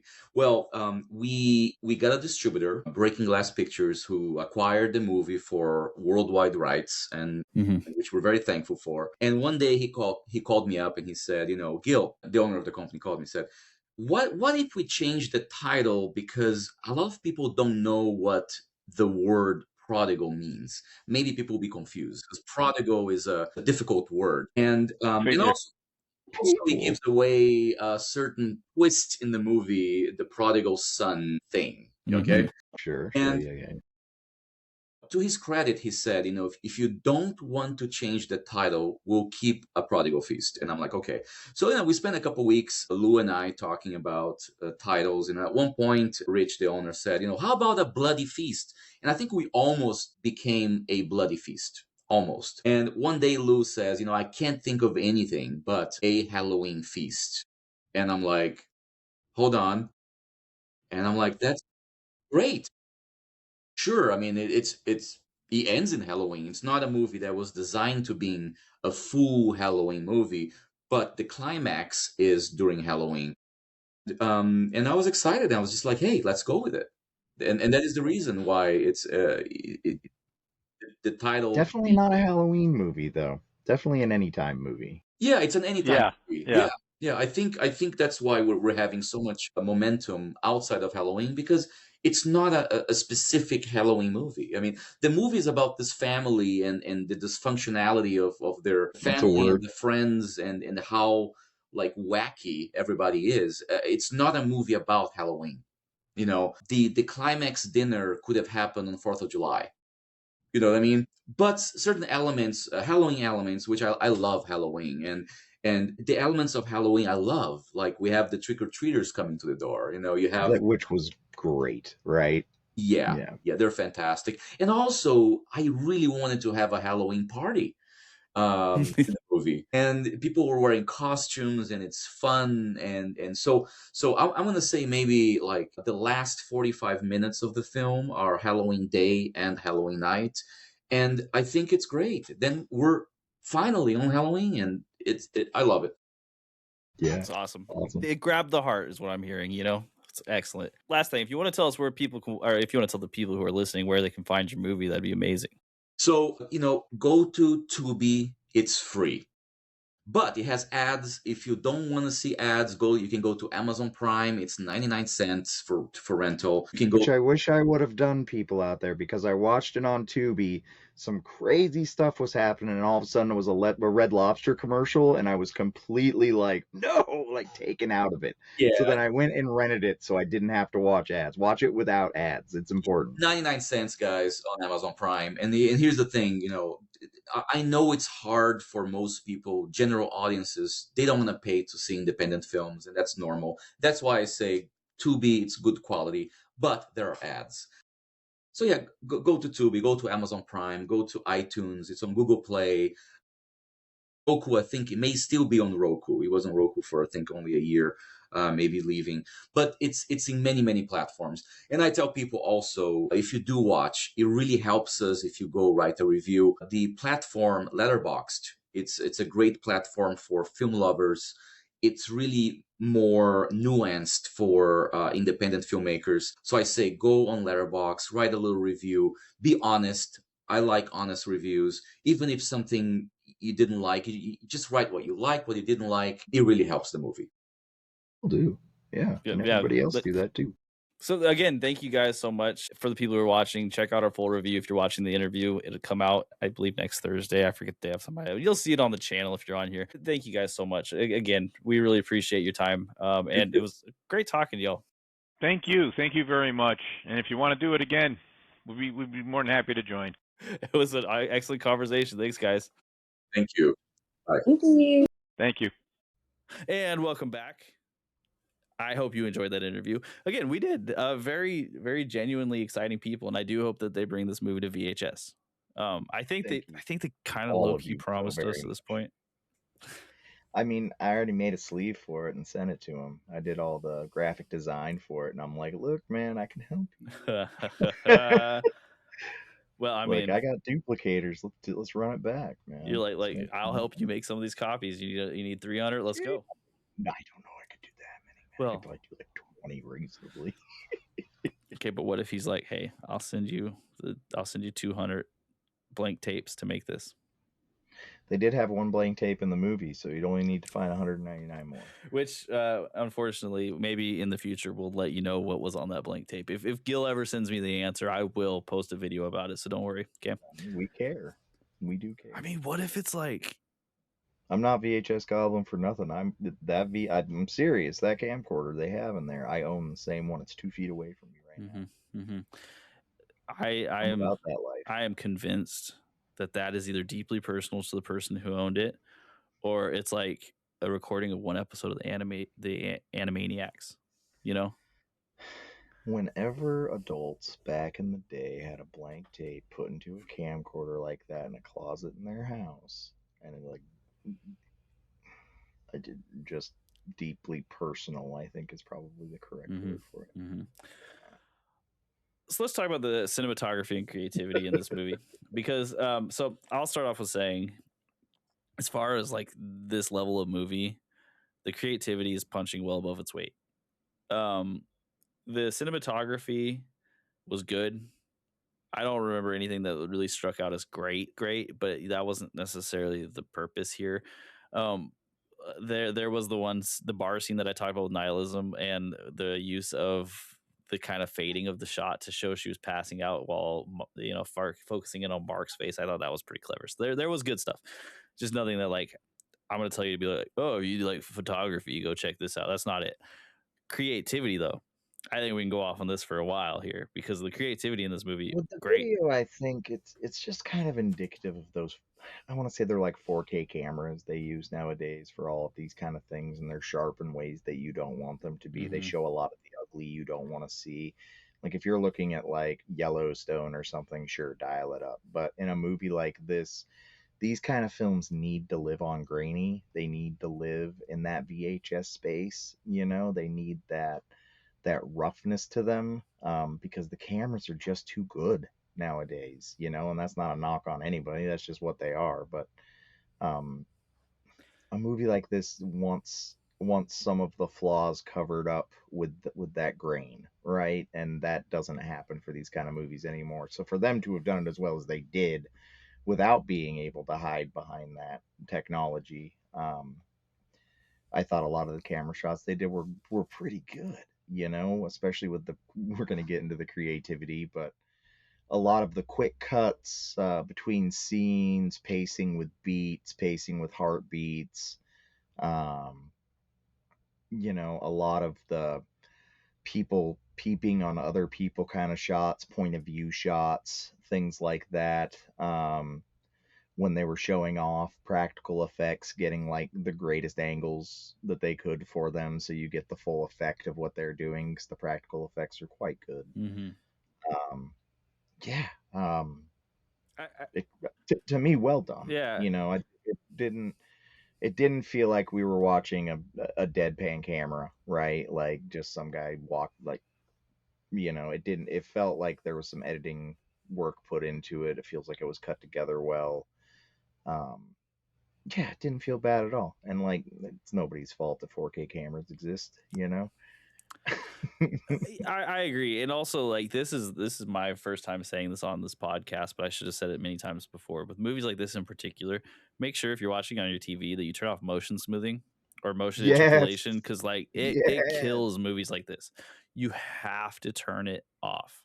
Yes. So make sure you do that. We're gonna start an education campaign about it. Oh my gosh, like please. I remember the first movie I ever watched with TV with it on was Friday the 13th. And can I tell you how to make Jason look less scary, like the least scary possible, is to have motion smoothing on. It looks like garbage. Come on, TV companies. I know you know better.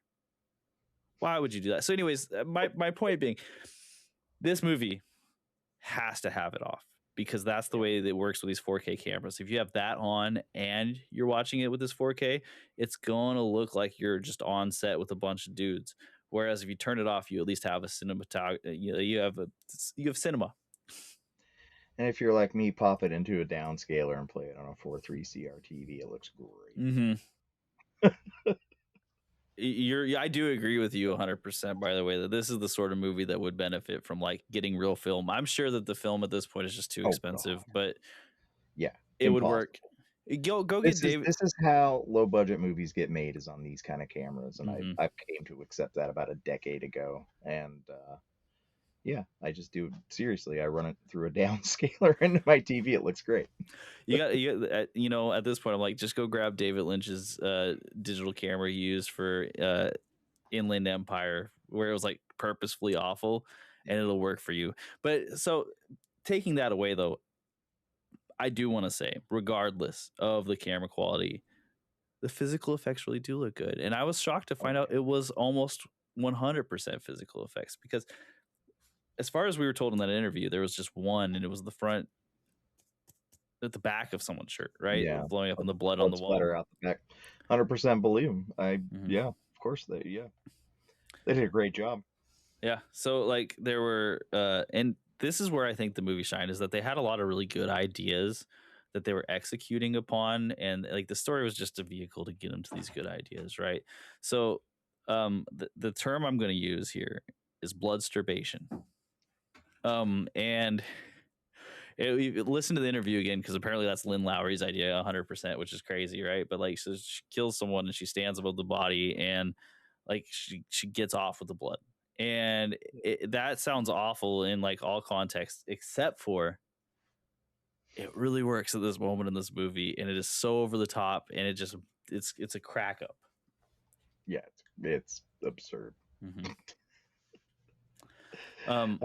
I remember it going, and then just going, what the fuck? Like, that's when I know I'm enjoying a movie. Like, what is happening here? It really takes it over the top from like okay version of this movie to this is hilarious because they the director, I suppose, who's making this decisions, Gil, he doesn't seem to shy away from making the craziest choice at the moment Yeah. and like letting the actors also make the craziest choices at the moment, and that's something you should shoot for in a movie like this. Like, Yeah. let's go over the top. Let's see what is the worst.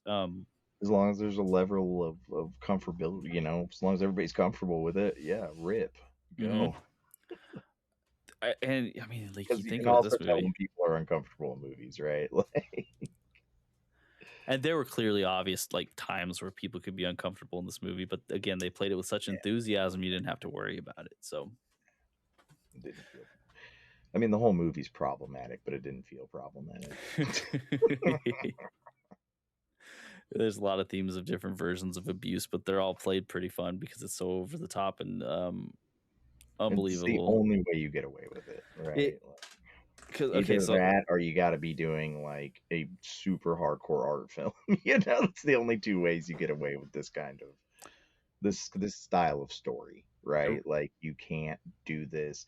You have to be very careful about how you present it. And like I said in my, with talking with them, it's the tightrope you have to walk to juggle the themes of this movie and the special effects in this movie and like everything, the absurdity, the comedy, like it's real easy to fall off that cliff. mhm. And that for me is like what made this movie way better than it should have been, right? Like it was a real good mix of everything. It didn't overwhelm you with one thing. And it was the same with the special effects, right? Like you had to wait a little bit to get to them, but when they popped off, like when she sticks the corkscrew into the lady's brain and pop, like, come on, dude, it's so good.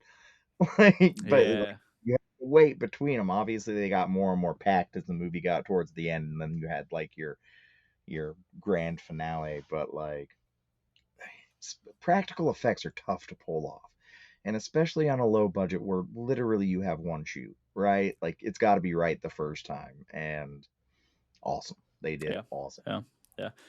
The so I mean, okay, so Like the here's like masters of B horror, right? You could put the practical effects right there with any of the old Savini stuff or anything. It'll look great. It was great. I think about like this film in regards to how it could have been, right? So you have this like forced meeting with which leads to incest. You have you know pets killed. You Mm, have uh people eating other people, cannibalization. You have set up sex between your brother and your roommate. You have adultery, adultery. You have the upholding. cuckolding. You also have the therapeutic. I'm trying to figure out if he's a psychiatrist or therapist. I keep almost saying both, which is He right. can prescribe, so he has to be a psychiatrist. Psychiatrist. Okay, so you have the psychiatrist with a bad relationship with his patient at the very best. Yeah, and a bad relationship with his soon-to-be wife. Yeah. And so you just have like all these little bits that could have made such a dark movie, right? But because of the I way mean, he chokes his wife, so there's spousal abuse or at least abuse. Um, God, there's a lot of problematic things in this there's so many problematic like things in this movie, all of them. but it's played in a light way, and it comes across in a light way. Like Yeah, that like the people who are making this aren't trying to make a big statement there, about it. It's there just was like no statement being made on any of those things. They were just vehicles for absurd humor, yeah, exactly. absurd violence. Exactly. And so like as far as that goes, I did appreciate them explaining the shot of the head and when Gothro gets shot in the head and the blood splatters out. That was pretty nice. And it looked really good. Um I love the old head through the tables trick. It's an oldie but a goodie. Like that's like a 1930s trick, from mhm, silent film. It always looks good. it It's does. hard. It's hard for those actors to sit there still too when all that stuff's going on. People are passing things over your head and stuff. But like, I love the old effects like that. It's corny, right? It's like when you were a kid and you got a matchbox, you cut a hole out in the bottom and put your finger in it and show people your. It's like that It's got style of like wholesome. 100%. We question. Dr. Park, what do you think he's snorting off of the tables? Because he's getting a lot of that. I think that they use vitamin C powder in the movies for those shots, so I think that's like the commonly used thing. So that I would assume it's that. I mean, I don't know. God, I have no idea. I would have asked that It question in could the have been interview. cocaine. I mean, it That's could the have been. thing. Like I would love to ask that question in the interview, but then he's like, "Oh, there's actually coke." I'm like, "No, incrimination. I will not be here for that." Nah, I didn't mind pushing, asking him about, do you have any new kinks now because of the movie? But yeah, how was the drug use on set? I think there's a line. I don't think it was real coke, but he did pretty good about acting like he was on coke. You know, he did. So yeah. I don't know, probably baby laxative or something. Who knows? Also, if Gil, like, if his wife made that suit, his wife should go into suit making. That She did a thing's phenomenal job. sick, dude. Yeah, like And what she in the made the world? coffin too. Gil, Obviously, she's very talented. like, don't just have her work on your movies. Branch her out there. She could definitely do a lot of really good practical effects for other movies at this point, is what I'm hearing. Or if we help at all, just start doing a chain of these kind of movies. You'll get a following. Yeah, you will. Oh yeah, no doubt. So, is there anything else you want to specifically bring up in creativity, cinematography? It was totally creative throughout the whole movie. I don't think there was a point where something creative wasn't happening on screen, whether it be the delivery of what's happening or a physical effect. Like it was very, very, for somebody like me that likes practical effects that are what they are. It was very whimsical for me. I liked it very much. Yeah, I agree with that. Like, this movie, again, with the joy that I'm talking about with the rest of it, it came across with joy in the practical effects and the way things were shot. Like, this is the strength that this movie has, is specifically on how connected everyone seems to be to wanting and enjoying this thing that they're making. Yeah, absolutely. And you really can't ask for a ton more, you know? Nope. Editing, pacing. So, editing, just off the top of my head, I don't really know what else you could have added to this movie or subtracted that would make it make sense. So, like, I'm not really out here hating on the pacing. I think that the one thing that was maybe I'm being nitpicky. Let's be real Go here, ahead.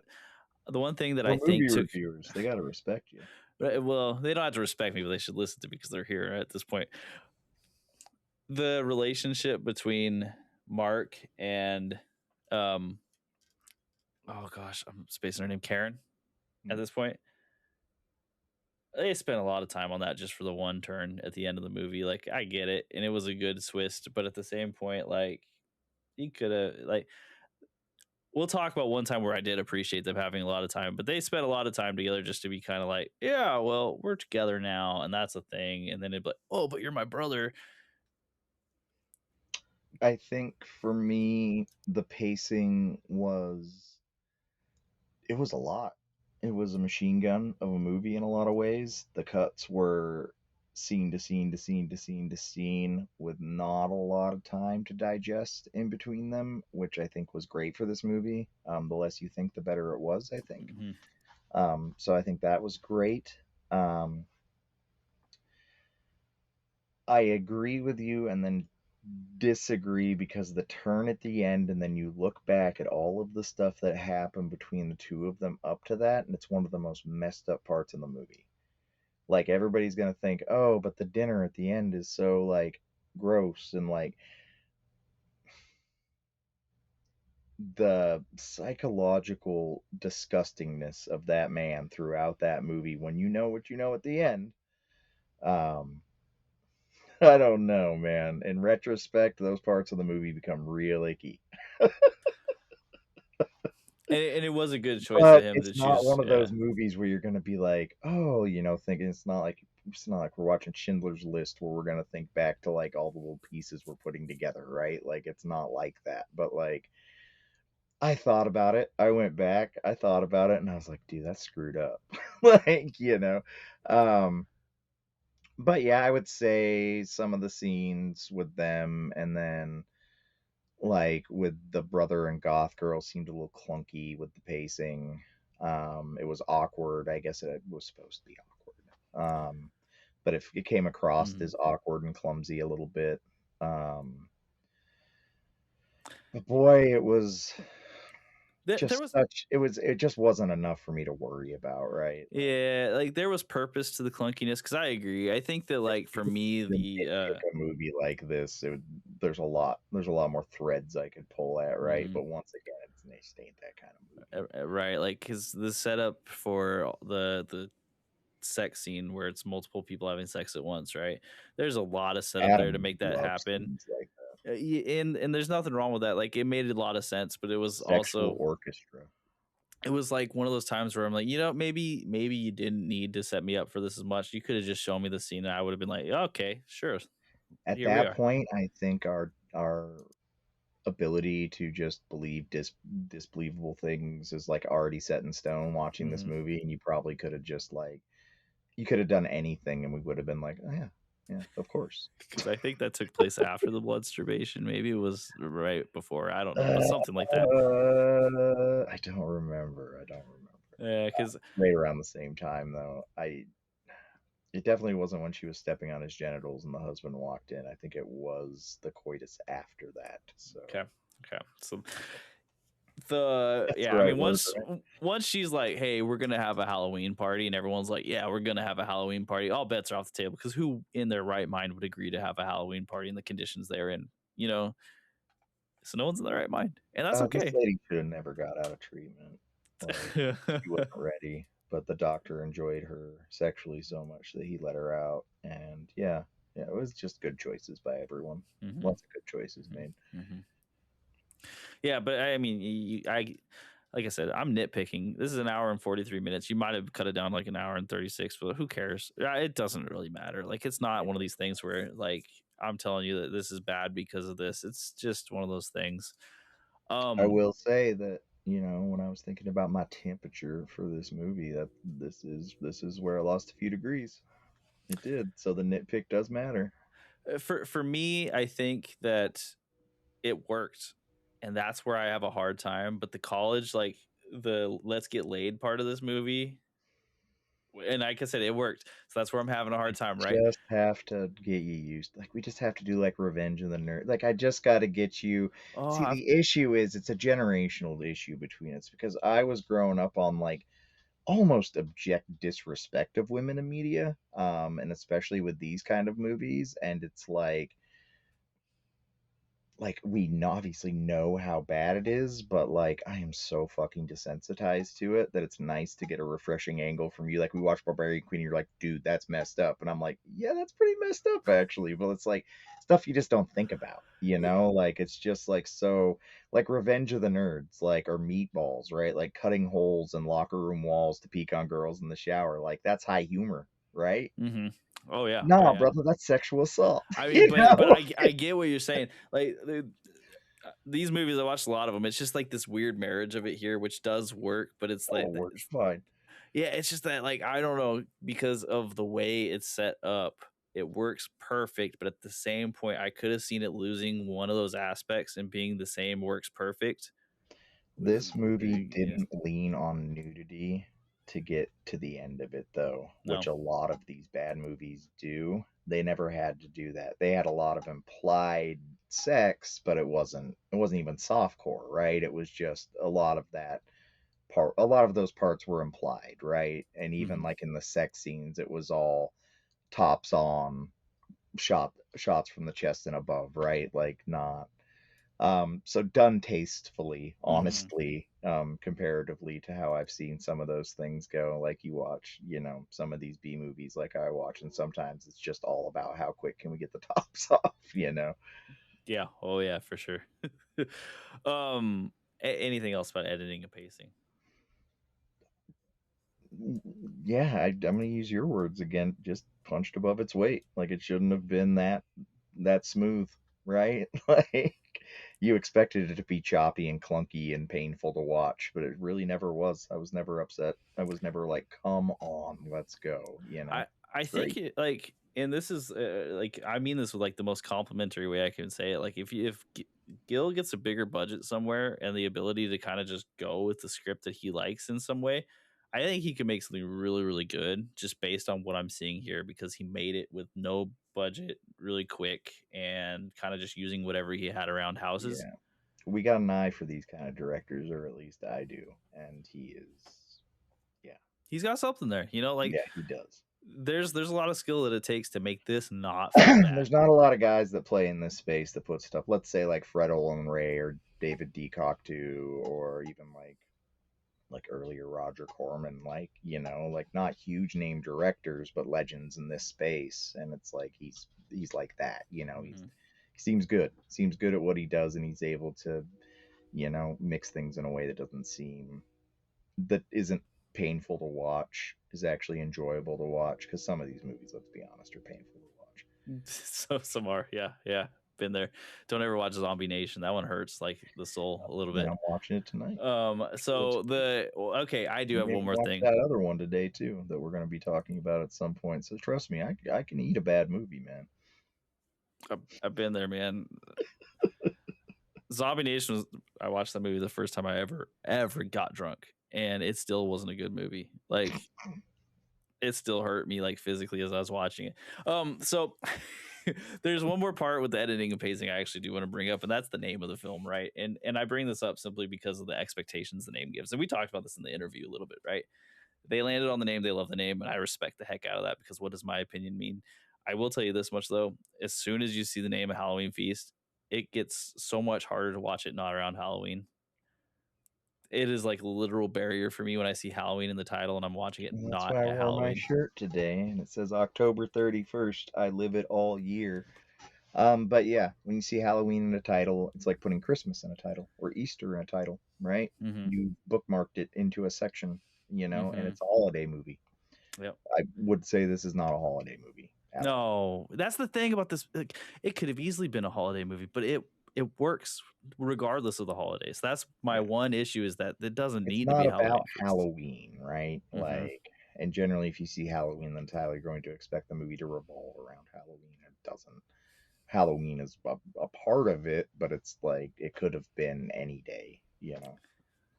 Halloween was just Any a holiday. good reason to have a party, but it could have been the Thanksgiving feast. It could have been It the did play Christmas to fun feast. things, right? Like we talk about how she's handing candy bars out to the girls, and she Yeah. looks like Carrie, you know, just splattered in blood, and they're like, "Cool costume," you know. So Mhm. it left the door open for jokes like that, which is cool.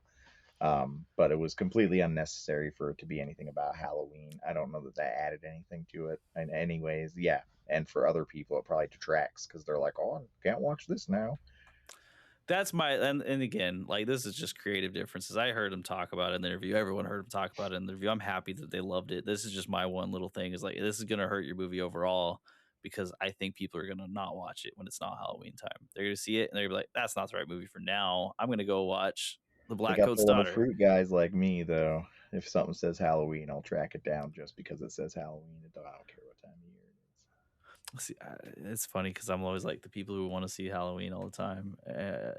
I'm like that. Now, Christmas, I'll only watch Christmas in the month of well, after Thanksgiving. You can watch Christmas. See, I love horror movies, right? But whenever I think of movies with Halloween in the title, I'm thinking like Halloween Town or like Halloween High. You know what I mean? Where it's like Halloween Town in July. Movie's awesome. my kids would do that to me, right? And that's fine. I'm okay with it. But it Great hits. Pumpkin.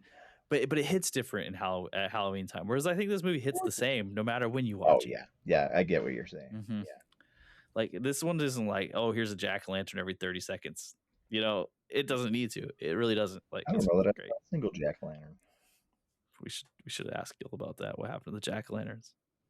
The pumpkins were out of season when they shot. Okay, so let's move on to our last little segment here. Your 3 favorite scenes of the film. Yeah. I'll go ahead and start here. So, my favorite scene is cheating. I'm cheating. I'm being a cheater right now. Pretty much all the scenes with Cujo. Gosh, I love that guy. I really enjoyed him beating his chest, But I think my favorite, if I had to choose just one of them, is definitely him on the bus because it was so out of place. And at this point in time, the most demeaning thing that could happen to him is him having to ride a bus all the way to go and like stab a dude because he didn't get shot in paid. the dick. And again, like it's fun because this is my favorite scene, and I mean that wholeheartedly, right?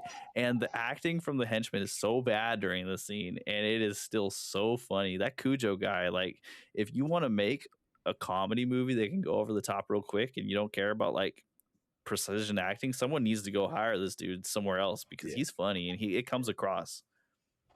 Yeah, hilarious. The scene where he gets stabbed in the eye is hilarious. It's also good, right? It's and the interplay between him and Lou, you'd think that they've been friends forever, right? And I mean Dr. Park, but like it seems like they know each other already, and apparently that's not it. So and my second favorite is the dinner scene because I mean, like, duh, that's where like most of the special effects are. We got a finger that pops out blood. We've got a foot grinder that makes meat That's the grandma blood eats. feast orgy, right? Like that's the climax of the whole movie. It's hard to say anything other than that. That was the scene that made like most of it worth watching. Ultimately, and you know, that's what climaxes are doing. Scene number 3, my third favorite scene. When Mark and Karen wake up after the bar, and Mark is being charming. So he lets her.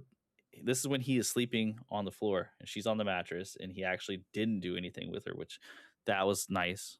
And I know I'm being a hypocrite because of the things I said about the relationship earlier, but the one particular little detail in this movie, or in this particular scene that made me love it so much, is that he let Karen brush her teeth before he kissed her. Oh, wouldn't you? She had my puke mouth. 100%. But like most movies, like I feel like a movie of this caliber wouldn't care about that. Like you just go in for it, and yet him waiting. He was the sweetest guy. But he was like standing behind her in the bathroom, and as soon as she was done brushing her teeth, he's like, "Let's make out now. Let's go." Well, that was like the first part. You kind of like, oh, this guy is kind of a weirdo because he's just standing there like a creep. But then she's like kind of into it, so you're like, okay, I guess that was supposed to be sweet. But I was like, leave her alone, dude. She just had a real rough night. She's been throwing up. She's been listening to you talk about nihilism, and she doesn't even know who you are. Like these things are probably related. And then she's like sleeping on your bed while you know, like you wake up and you're next to a.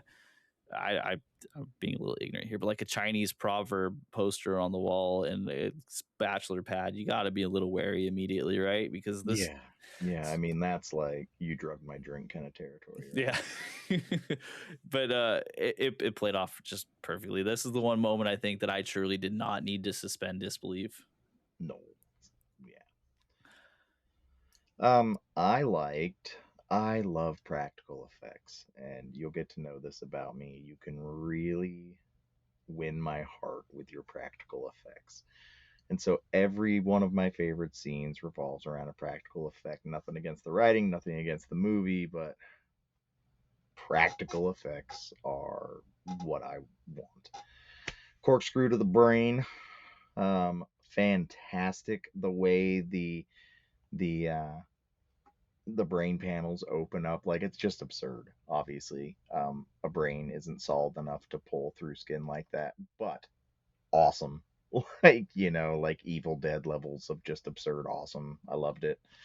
As you know, I don't audibly gasp and swear out loud at any movie, hardly ever. When she steps over him, he gets stabbed in an artery, and so he's pumping blood out. And then she stands over him, and like we talked about, you know, he's like, oh yeah, it's the fountain of the Bellagio, and like it's going up her dress. Like,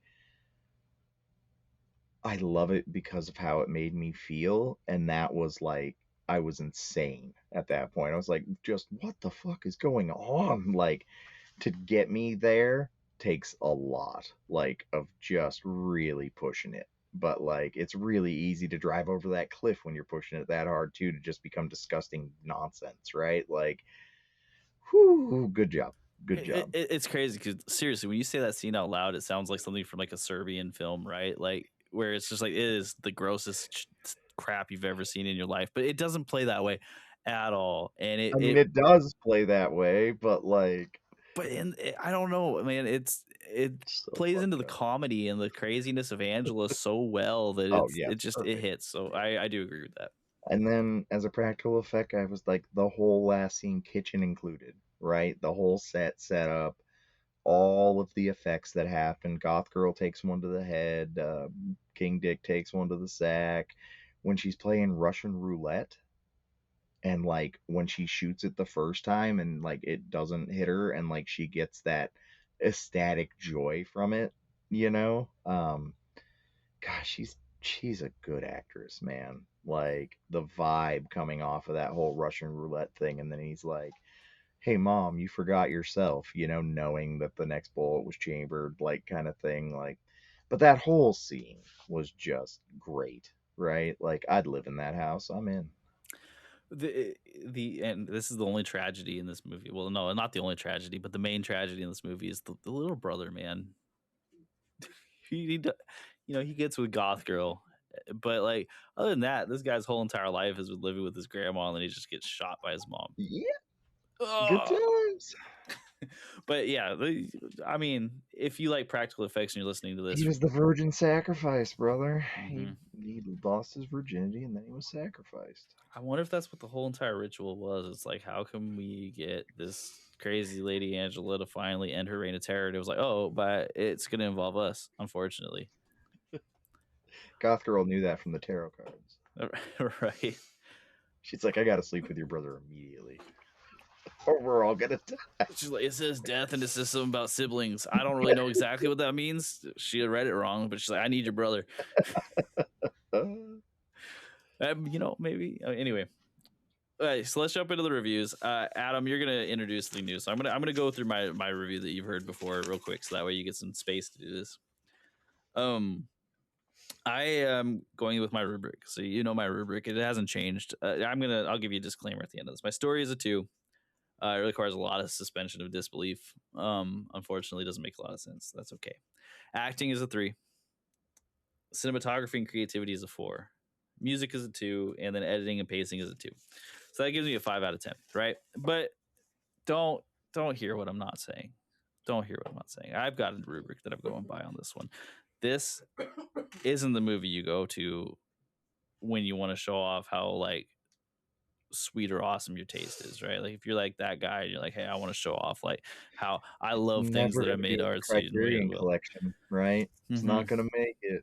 No, this is the movie that you throw on when you're and whoever you're with is pretty drunk and want to watch something crazy.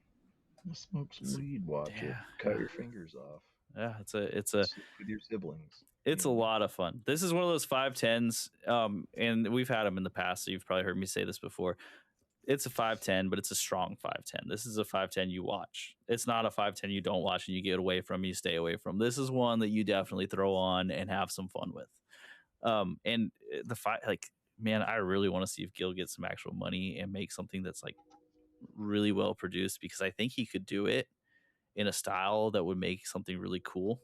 And I think he's got that ability, and you can see that ability shine through because every ancillary part of this movie screams 210, 310. So getting a 5 is phenomenal, first off, and also kudos to them. Yeah. So Nick is smart about movies in a way that I am not. I worked at VHS store, like literally I worked at a VHS video store, and I was there when we started getting DVDs in on the wall. So that's how, and like I watched trash my whole life. And so, I'm trying to like gauge brothers like, rubric over here and like be like, well, honestly, I ain't that guy. That's just not how I like movies. And so like I'm giving movies these scores through this, and I don't feel like I'm being true to myself because I am giving movies score based on something that doesn't matter to me necessarily. What matters to me is did I enjoy what just happened to me, and did it do what I wanted it to do, right? And so, earlier when I was like, they're movie reviewers, they have to respect us. I was saying that in a way like Yelp reviewers or fucking food critics, It's like, it doesn't matter what I say. So I should just say, I should be unapologetic and say what I mean about films. Um, you know, and I'm gonna do it on a scale of 100 because it's easier for me. It's like a temperature, right? If you're at 0, like I ain't even going outside. You ain't worth my time. If you're 100, let's go to the beach and party, right? Like, and that's kind of where I'm at. This is like it's like an early summer's day, 88 degrees. It's nice out. You're hanging out with the boys, having a great time. Everybody's laughing. It's cool. 88 out of 100. I thought this movie was pretty sick, honestly.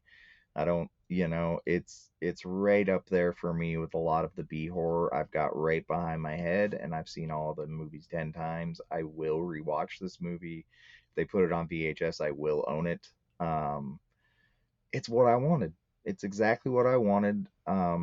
Thank goodness we watched it. I scroll through all of those movies that all have the placards on Tubi or whatever, and I try to find gems that I want to watch, and it's hard because you start so many of them and you get 30 or 40 minutes in and you're like, God, I can't finish this. I don't want to do it anymore.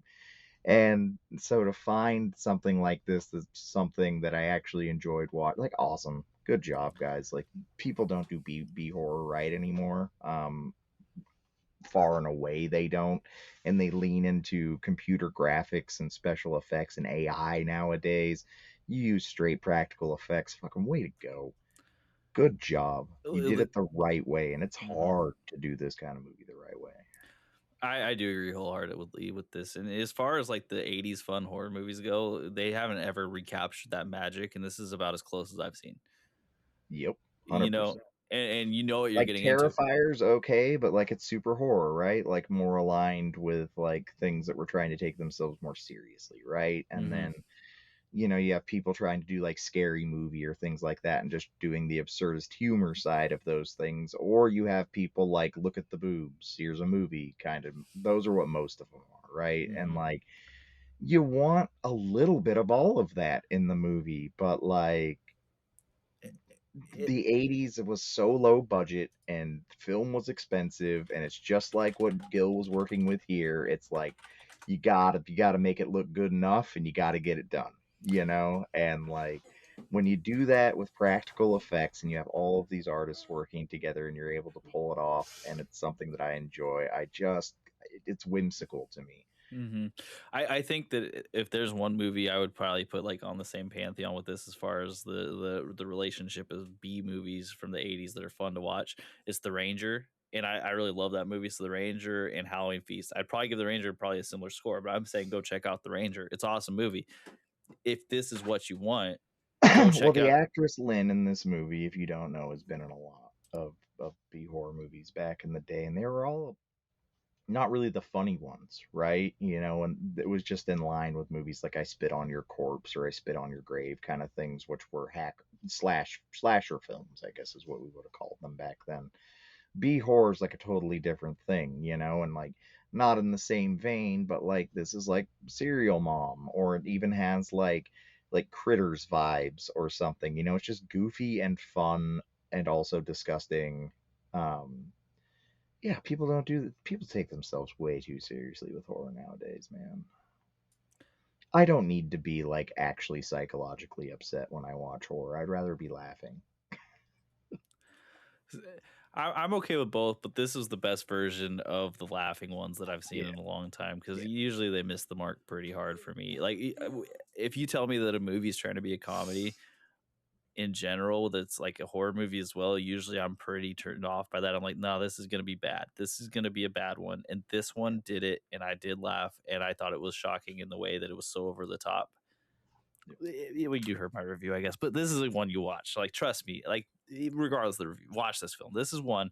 Good job, Gil, because again, I wouldn't say this about a lot of these movies. And getting cold called to say do this interview, like, awesome. Thank you for cold calling us because now we got to see this film. I won't say that about every movie I get cold called for. So this is awesome. But if you got a movie like this, definitely this is what we want to watch. Hit us up. I'm in. Yeah, we'll talk to you. We'll talk to you for sure. We'll ask some good questions too. I bet. Listen to that interview we did. We can do that for you. So Make you sound like deviants. We'll do that for free. yeah, exactly. Okay, so our next movie, I'm going to be a little bit wishy-washy about this. Okay, so there are two options for our next movie. You've already heard about one of them, the coffee table from 2022. We are waiting for some things to come through or not come through, and you'll see that episode. It's either going to be that or good luck, have fun, don't die, depending on which one gets finished first. So stay tuned. Until then, it's okay, Angie.